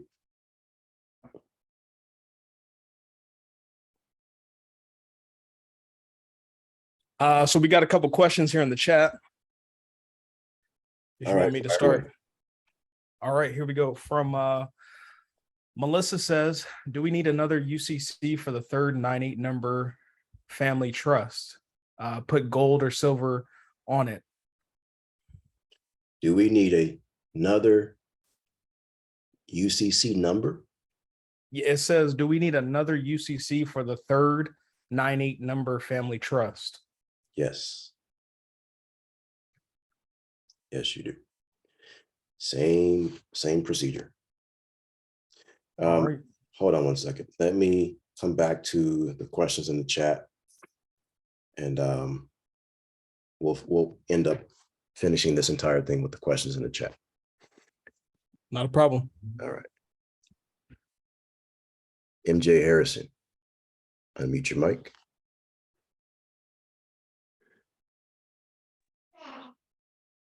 Peace and blessings. Can you hear me? Yes. Hello? Yes, peace to you. Oh, awesome. Awesome. Thank you for having me, Avery. I just have one question. I know you was touching bases on to try to put I'm having a little trouble I'm in Nevada, so I'm having a little trouble trying to record my my trust and just having a little pushback on it. So in the county, so what I'm trying to do is I have a traffic case. Can I put that inside the declaration of trust, or would that not be, plausible for it, like, to be recorded? You know, I was just going to ask you if you have any current cases open. And right. You just answered that question for me. So yes, if you guys are having problems getting this thing done, you know, at some point you have to record your travel injunctions. So I would use that case as an opportunity to record your trust. I believe we just had Shayna, she did it in her court case, recorded everything, and then you would get a certified copy of that and you're done. There is no stopping it. And when you do it that way, you don't need a property and you don't need a bond. You just get it in there as exhibits to defend yourself in that case. Okay, so even having their passport, like so you basically put everything that you've been telling in the record, like when you did it the regular way, everything. The whole pack basically goes in there as an exhibit. Or should I take something out? Everything. Put it all in there. Get it on the record. Okay, that sounds like a plan, because it's tough in Nevada. I hear you go and talk about Minnesota and all these other places, and I'm like, you're in California. I was like, here's why it's tough, because Nevada is one of the 17 discretionary trust states. So if you want to go to the county to record your trust, they're only going to want you to do it as a business trust through the Secretary of State. So discretionary trust states want you to do it in the court, in the probate anyway. So this is how it's going to be easier for you. Okay. That sounds good. All right. So at the same time, you need to put in your injunction in that case. Yeah, I mean, I have that ready too, because I have the DBAs already ready, and I mean they're already processed. Those two are good. So would it be a good idea for me to put it in probate, or? Well, what type of case do you have? Is this traffic? Just a traffic ticket. Okay. For a speeding ticket. Okay. First document you put in is the affidavit of denial, denying the ticket. Second one is a motion I did that for discovery. And I did the motion for discovery too. All right. And then you're going to have your injunction, your travel injunction. Now, attached to that travel injunction is going to be different exhibits. So as you're mentioning that you are the trust protector under declaration of such and such express trust, in parentheses, you put C Exhibit A, there's your declaration of trust and all the other documents behind it. Okay. Sneak it in. All right, thank you so much. And that sums it all up. Go with one question and that's it. Thank you so much. Appreciate it. God bless you. Thank you, you too. All right. Let's see, we're going to ask.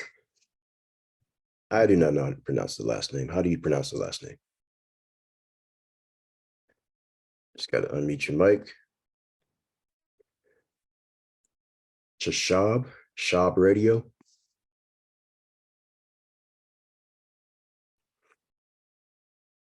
Going once, going twice.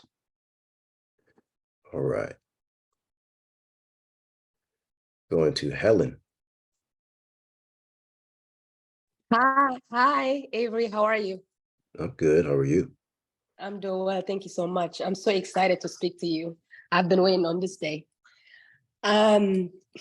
So I'm a green card holder, and I was wondering how it would be to become national without become citizen. You're a green card holder, and you would like to become a citizen or stay at national? Become a state national, and then benefit from the tax, tax situation, 0% tax. I got you. All right. What you want to do, you don't want to become a state national. You do not want to become a state citizen, which means a U.S. citizen or a U.S. national. Those four things you stay away from.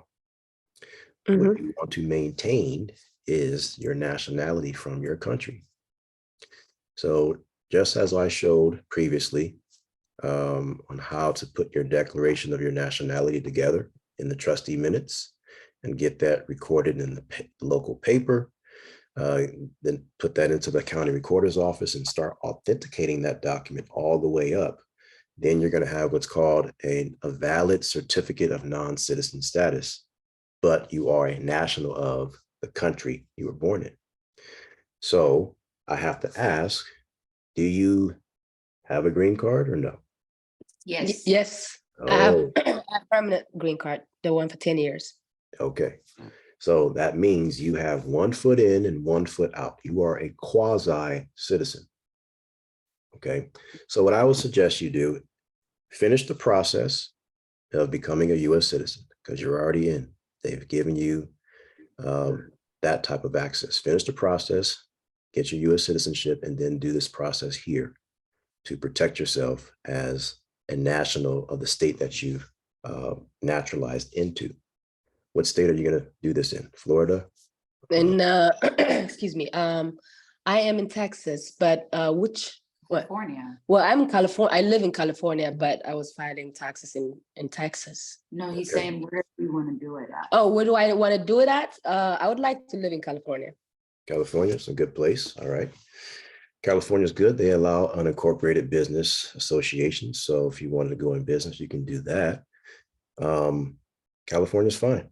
Perfectly fine. So finish up the process. I'm not sure how long that's going to be for you. If that's somewhere down the road and you need someone to be a part of that application, then you can still set up your trust now. So that way you're ready after you become that U.S. citizen. But you would suggest that it's best way to just become a citizen rather than right, because that's the easiest way to reverse. Germany. Yes, it's the easiest way to reverse. You're in limbo right now with that green card. Right. Okay. And would it be better to just, what if I just renounced the green card and applied for a E2 visa instead, and then keep my German citizenship? Or do you think it's better to just get rid of all of it? Because they won't allow dual citizenship, so I would have to give up my German citizenship essentially to become a U.S. citizenship. Exactly. I was trying to avoid that, but exactly. You can try that. You can try that. If you want to try that, you have to establish a business. Right. You have to. So you can do B1, establish an LLC or corporation, or you can go the E2 route. That's going to be a little bit difficult because most people are not able to facilitate the full requirements of that, which is You have to show that you've invested enough money. Right. You know, I'm already aware of you know the that. requirements for E2 visa, yes. Right. So there's that. However, my question is if I get out of the tax system, I would still have to pay taxes for the E2 business, don't I? No, the trust would be responsible.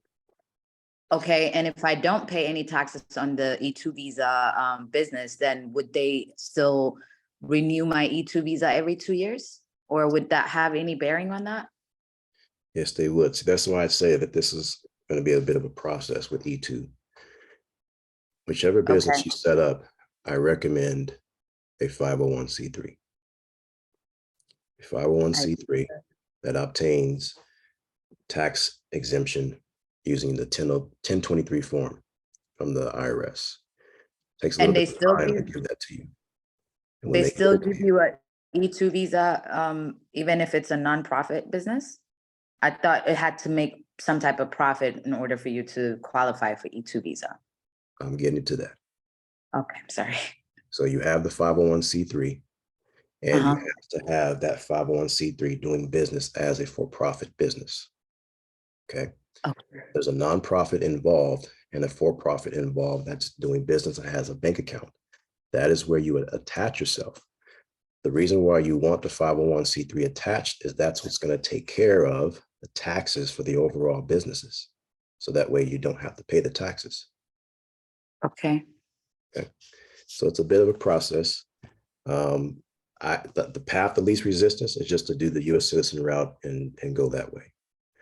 Okay. Everybody else is doing. But if you want to do the national part because you have that green card involved, there are some steps to complete.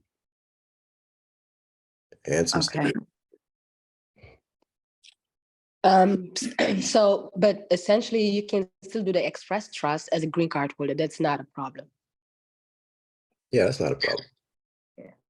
Okay, that's perfect.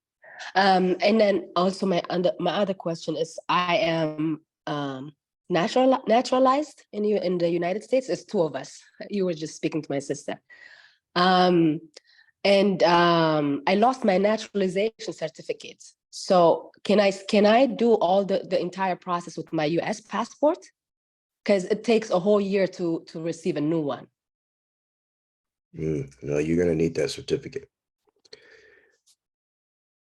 Okay. Yeah, wait until you get that certificate of naturalization again. And do the process of authenticating for that too. That's why you need it. Okay. Can I operate my trust without the authentication of my what is it called, naturalization certificate? Yeah. And operate your trust in what way? Like create the trust right now with a trustee from Ethiopia, which what I wanted to ask you. I'm originally from Ethiopia. Can I use a trustee from Ethiopia? Yes, you can. Can I use a male trustee from Ethiopia since I am a female? Because I'm going to have to make the phone call. Right. If you make the phone call, you will list the male as the foreign trustee, but you're going to state that you are the responsible party making the phone call.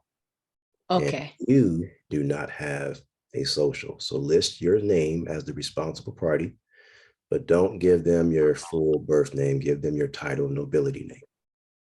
Okay. Yeah, I got that. What was my question? Your question was, can you set up your trust? Yes. Can I set up my trust? So yes, you can. That's usually how we fund the trust immediately with our birth certificates or the certificate of naturalization. But because you don't have that right now, you're going to fund the trust with some other piece of property right now. I prefer gold, foreign currency, anything like that until you get it. Okay, I am I'm involved in cryptocurrency. So I'd like to open Coinbase with the Express Trust. Is that possible to open an exchange? Not with the Express Trust. You're going to have to do that with your trust enterprise. Okay. Mm-hmm. And that would be also tax exempt then? Because it's owned by the Express Trust? Correct.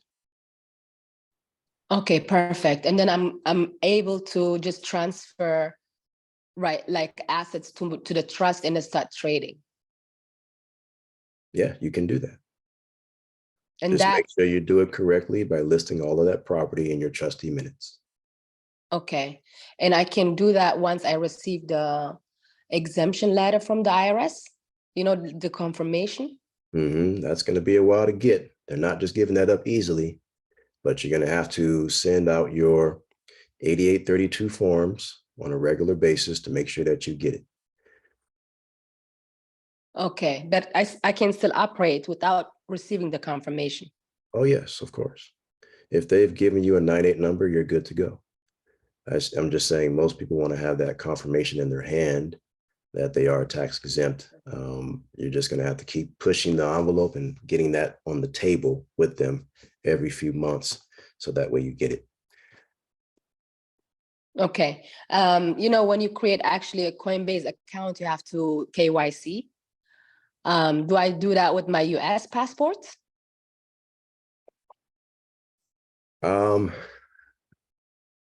Yes, you would have to do that with your US passport or your visa. Like the green card, you mean? I don't have a visa. But let's say I'm talking about your sister. If she wanted to do it, then Yeah. you could visa. Yeah. Okay. Avery, one more question. So you would say definitely go with the citizenship route. That would make my life easier. I mean, because I was really wondering which route to go. Yeah, it's easier. Okay. Thank you so much. Yeah. Thank you, Avery, for your time. God bless you. You're welcome. You're welcome. Talk to you guys soon. All right. So you couldn't unmute yourself. Let's try again. Shab Radio. You are unmuted. Will it work this time?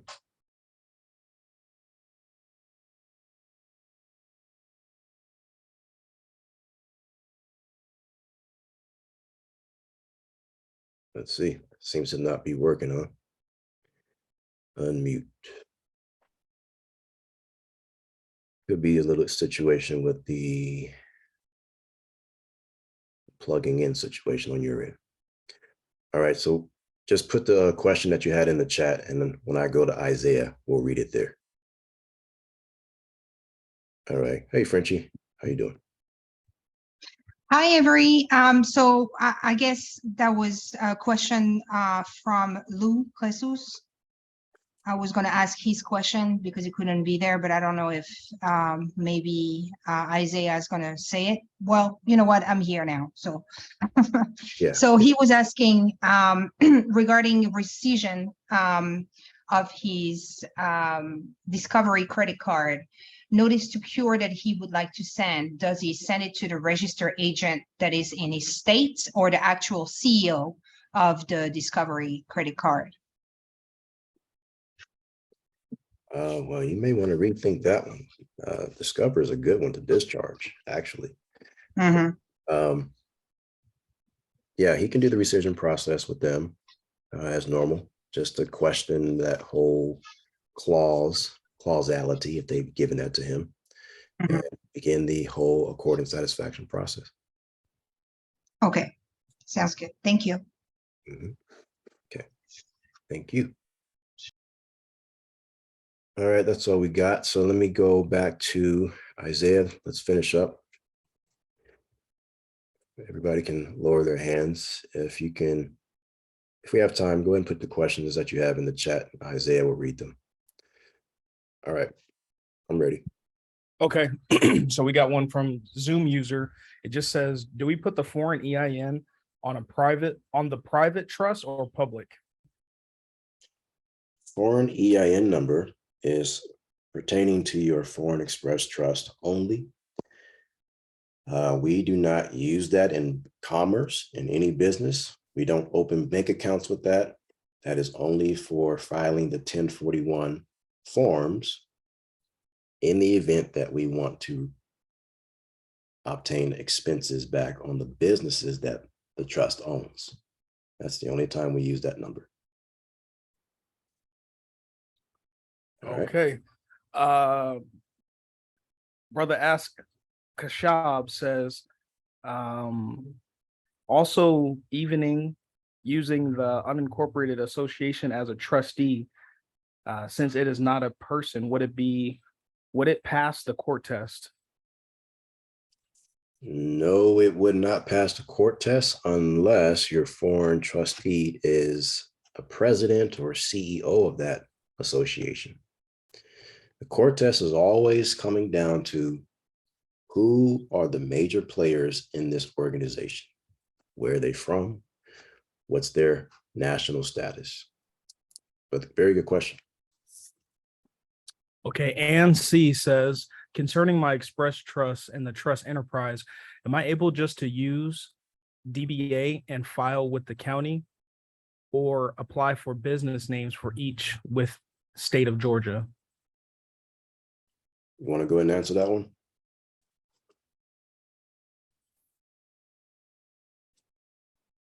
Isaiah, you? Yeah. Inquiring minds want to know. You have an answer for that one?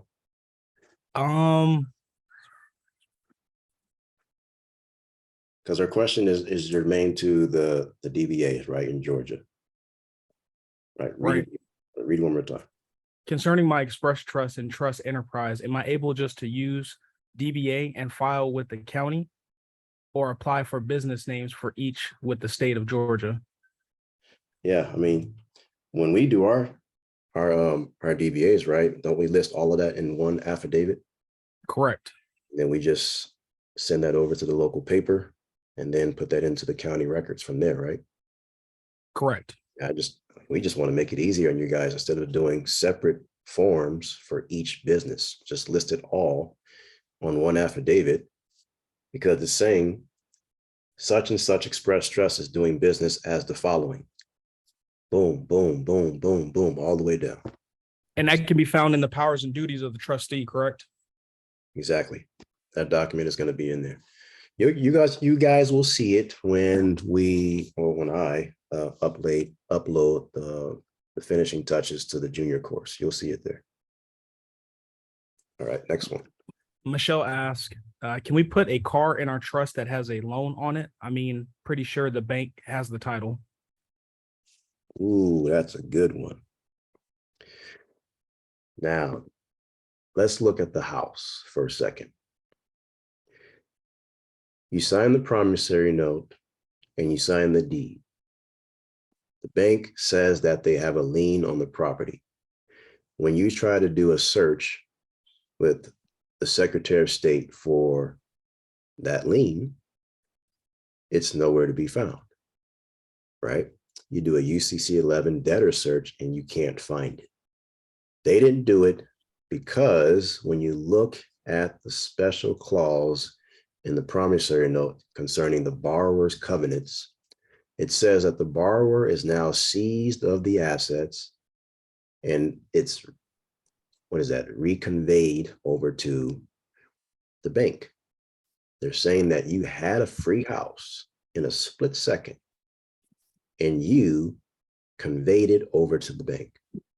So to them, because they used insurance to insure that note, they're using the insurance as the actual lien holder. So that allows you to go ahead and do a quick claim process to put the property from your name to the trust and now start fighting the banks on trying to get your house for free. But that's not the case with the car, because when you do a lien search for the bank having some type of lien over your car, you can find a record of it, and that's down at the DMV. They're on your registration. It says the bank is the lien holder, and until they're paid off, it's not going to be removed. So the process to fight your installment sales contract is the accord and satisfaction process, and to see if you can utilize that 3-year rule or a 3-day notice rescission rule. Let's say you just got a car today. You're going to put in this rescission notice to the bank within 3 days, get it to them the very next day. Now, I can tell you for sure they're going to ignore it. They ignore everything, but at least you put it in and you set the timeline for you to start doing your first, second, third payment as a court in satisfaction. And then you're going to file a bill of complaint in the court to sue the bank and get the thing dismissed. Hopefully we go into arbitration, avoiding a full-on fight in the court. So that way you can just get your title and move on. All right. Good question for the car loan. Anything else we have? Oh yeah, we got plenty. I think it was about 47 questions. Okay. So we got 2 questions from Kaui. I hope that I said that right. What person do you recommend as a beneficiary for the foreign trust? And is the title of nobility name change an official name change with the court? So you can answer that one. Who is the beneficiary of the trust? The beneficiary is going to be family members, spouse, children, whoever you deem worthy to be the beneficiary of said trust. So first, it's the trust itself. The trust itself is the first beneficiary, and that means the trust can give out those trust certificate units to your loved ones, right? So yeah, that's that question there. But her second question, what was that again? Is the title of nobility name change an official name change with the court? Yes, it is. Yes, it is. I'm almost done with that, so I can show you how I did it and how to utilize it. All right. So yes, you're going to have to do an actual name change in the court for your title nobility name. So please be sure which one you select, which one you want to use. Sure, you can go back and correct it later and do this process all over again, but it's nice to get it done the very first time. All right. Who do you have next? Michelle says, if we move states, do we have to file DBAs all over again? No, you don't. Just do another injunction in that area to protect you. All right. Okay. Monica asked, where can I find the application to utilize services to obtain the foreign driver's license? Send us an email and I'll forward you over that information. We're keeping that private. So send us an email. If you go through the chat, you'll be able to find our executive assistant's email and just put that in there. All right, who's next? I'm just trying to search through the questions. For the DBA, is the Foreign Express Trust doing business as the first middle last middle first, the trust enterprise and LLC? I just want to be clear to how to set this up. It is. Check out the sophomore class version 2.0 and you'll see exactly how we did it. Okay. Terrence Jones says, I called and received my 9-8 number using my foreign trustee name, but didn't have his stamp when I sent the SS4 response letter to the IRS. So I listed myself as the authorized person on the letter, but I used my in legis name on the letter. Will this be a problem moving forward? No, not a problem. Not a problem because the in legis name is the settlor and trust protector. Okay. CEO Derek asked, freshman here, still waiting on my ABC. What can I do in the meantime to get started with the process?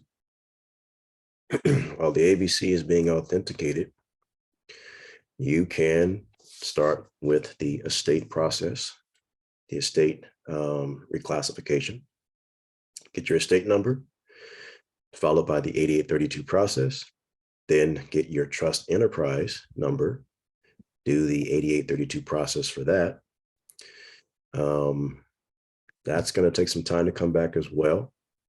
So from there, then you can move forward with doing the DBAs and doing your copyrights. By the time that's all done, you should have your authentication to come back so you can list the specific numbers on that authentication inside of your trust. All right. Paul asked, I have put my house into a trust. haven't heard from the, I can't pronounce that, tax people. How do I protest? Every county assessor's office has an assessment appeal form that you can use. So if you haven't done that process yet after quitclaiming property over, then you're going to want to start that process. Do the assessment appeal and find out if they are going to assess your property based on the amount that was received for valuable consideration from the grantor to the grantee, or if they're going to assess your property based on the market value. So if they're going to come back and tell you it's the market value, they're basically saying that you need to go another route. And the best route for you to go is to attach some type of entity as the trustee to the trust that's on the property that can claim tax exemption from your constitution, such as literary works, charitable, educational, or religious. That means the property is going to be used for those purposes. Now you're staying there occasionally.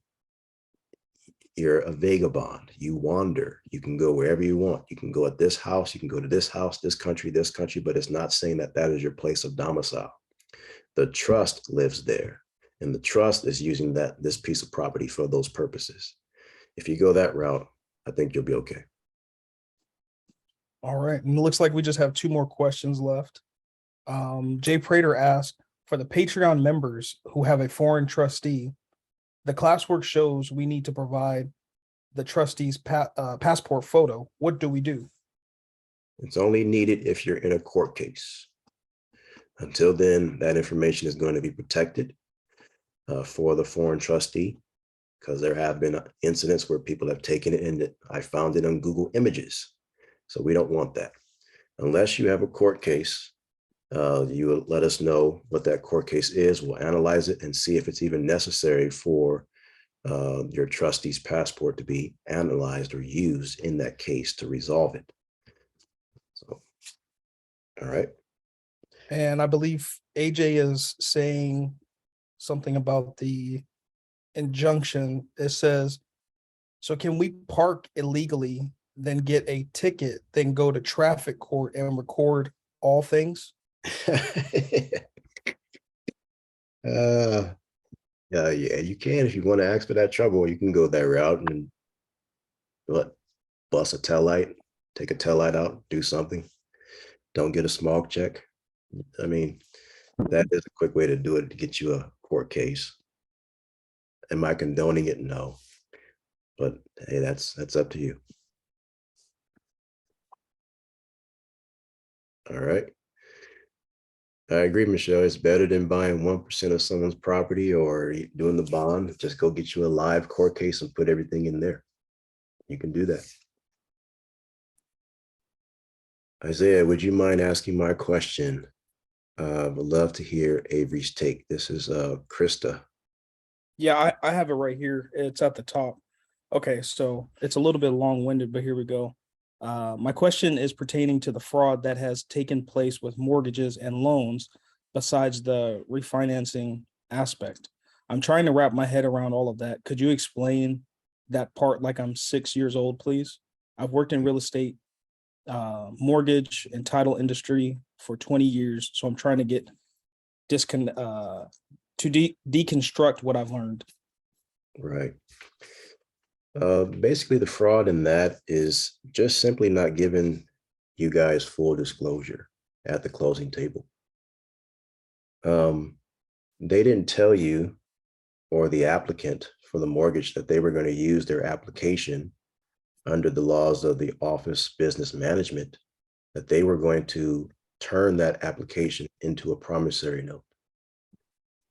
They were going to get it bonded, and they were going to use it to support the promissory note that they actually signed as collateral, and that they were going to hypothecate it about maybe 10 times the amount. It depends on the fractional reserve percentage of that bank, but they're going to extend it to that amount of times over to the actual bank in the form of credits. Nowhere in the documentation does it say that. And they claim Truth in Lending Act is being upheld. So that's really the fraud. It's fraud of disclosure. They must have your social security number in order to do an actual loan. They will never ever do a loan in the name of an LLC by itself using its EIN. They'll never ever do a loan in the name of the trust with its EIN. So they're only using the social security number because that's considered taking on the benefits and privileges using old age insurance. They're using old age insurance to back up this note.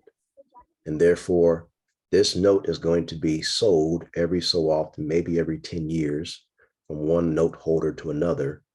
And you're going to, you eventually will have somebody else that you have to pay your mortgage to. Sometimes we get those notices.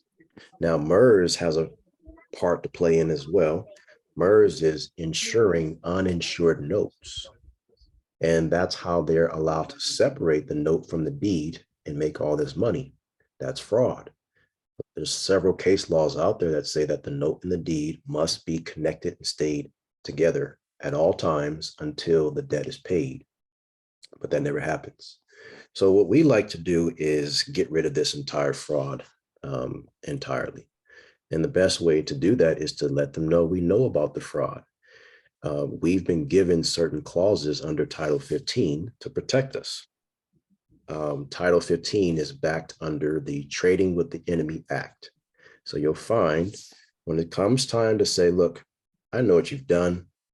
You countersigned this note several times. You've collected on the money, got the credits, and you're making me believe that you gave me this money to fund my house, when in all actuality, you used my application to go down to the Treasury, get the money, 10 times the amount, wire it back to the bank.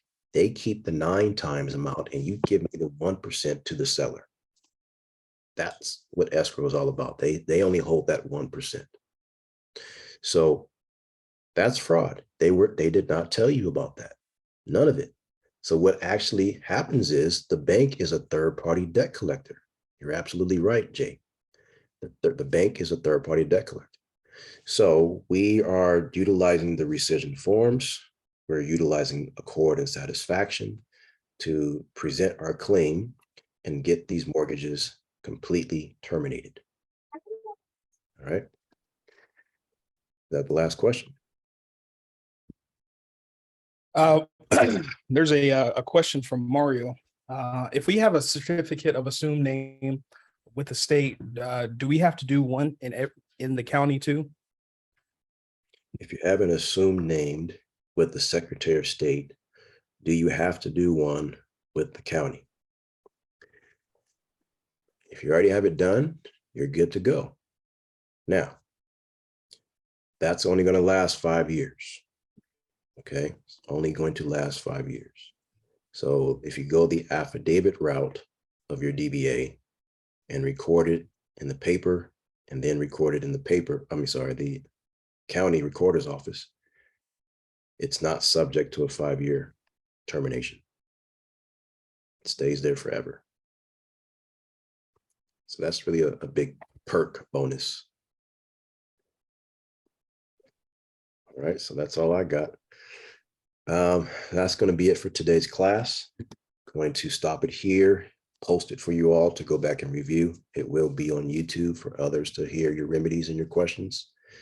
With that being said, I thank all of you guys for joining me and staying with me in this two-hour session. Very good questions. I see a lot of progress in the way that you guys ask your question. I see a lot of progress. I appreciate you all. See you guys on the next first Saturday of May, the month of May. Peace to you all.